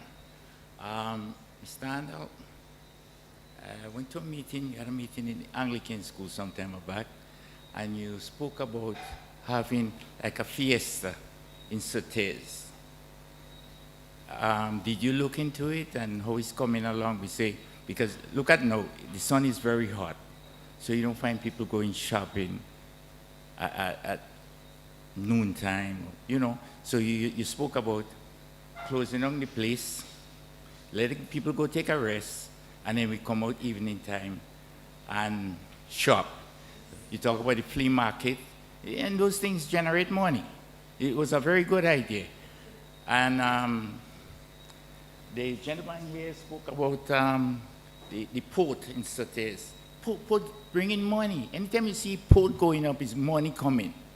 So you have to spend money to make money. So I think it's a very good idea. He spoke about the mall, very good idea. He spoke about the marina. Let's spend some money and bring in money. Port bringing money. And one thing I want to ask on budgeting, I look at the unemployment, I couldn't see clearly there, but I look at the unemployment rate. It went from 28 point something to 12. I think that's what I saw. Yeah. Correct. Yeah. How could we have to get it going lower? And it came from 28 to 12. That's very good. But could we bring it to single digit like 5? You know? Let's go to work, man. A port, what the gentleman say here, will generate money. Let's spend money in the right place. Let's spend money in the right place, man. He has some good ideas, good ideas. I would like to see them put to work. Thank you. Thank you very much for your suggestion, Minister Handel. Thank you very, very much, sir. And I'm really happy that you, resurrected the idea of the street bazaar that I had suggested a couple of years ago. Democracy is a good time. It's a good thing. But I know I may be crucified for saying that, but sometimes we need democracy every time, even with its imperfections. But we have a problem sometimes, and that is not unique to Grenada, where a number of people sit together in a room with brilliant ideas, with a lot of thoughts, and we sit quiet and sometimes let one person derail everything. So I had the idea, spoke to people about it, and they said, cool. And I decided to take the approach that rather than under the politician coming up with an idea and saying, let we do this, which I could have done, and in retrospect, probably which I should have done, I contacted, I shouldn't say I, but we, through our offices, Brother Cornwall and I, contacted a wide cross-section of representatives of different interest groups in the parish. Fishers, sports people, the business community, the NGO community, and we met in a sort of gazebo-like building owned by Mr. Fred Belfon. At the top of the tunnel, he gave us a facility to hold that meeting. And there was one person in particular that threw bucket after bucket of cold water on it. Oh, when you bring this thing in Surtees for one day in every month, what happens to the other days? And all them. And everybody sit down there, stoop sitting quietly and ain't saying nothing. So much cold water was poured over it that, I'll be frank, I felt a bit discouraged. Not because I didn't think it could be done, but because nobody stood up to say, hey, we understand your concerns and your misgivings, but it can be done, and let's push forward with it. So I haven't given up on the idea, And for the benefit of those listening for the first time, in essence, it is this. We choose a day. It could be a weekday, it could be a weekend. And we approach the business community in Sauteurs and we ask them if on that particular day, rather than opening from 8 to 4, you close on in the morning. Of course, there will be essential services that have to operate, pharmacies and stuff like that, so doctors, right? And instead of opening 8 o'clock in the morning, maybe you can try opening 3 or 4 o'clock in the afternoon and running business into the night. You have specials. You put your tables outside. Other vendors can come from Sally, from Monkridge, from Hermitage, from Shanty, Davie, wherever, to ply their goods. Art and craft, whatever it is, yeah? We already spoke with members of the bus association and they agreed that they would run a shuttle service initially from Tivoli and then from Guave to ferry.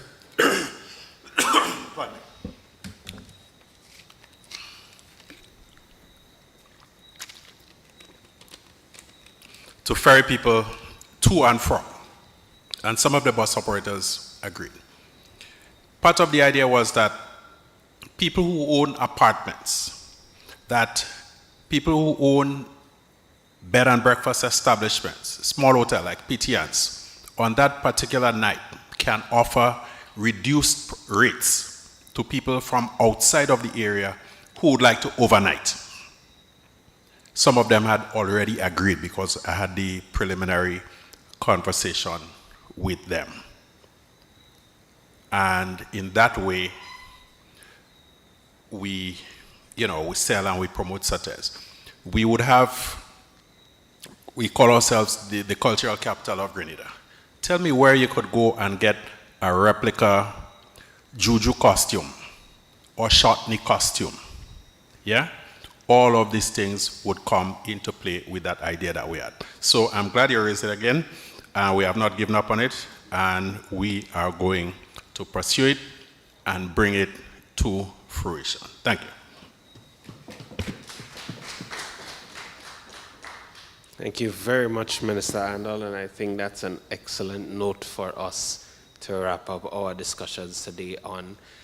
Thank you so very much to each and every member of the audience for being here, first of all, for listening, and most importantly, for sharing your concerns, your suggestions with us. This has been our consultation, our parish consultation in St. Patrick. We are heading to the various parishes throughout the week. We're going to St. Mark next. That's on Wednesday, August 27th, followed by St. John on Thursday. And we conclude this week with St. David on Friday. So we look forward to seeing more of our citizens turning out and participating in the consultations. I must say thank you to the budget unit and the policy unit at the Ministry of Finance for your part in making this evening possible. And of course, without you ministers, Minister Cornwall, Minister Andal, I don't think we'd have had as rich a discussion. And so I really want to thank the two of you for making the trek, even on such short notice, even after the long day that you had, seeing it vital to be here and to hear and participate in today's discussion. Thank you so much, and have a wonderful evening to all of our listeners, our viewers, and of course, our audience here.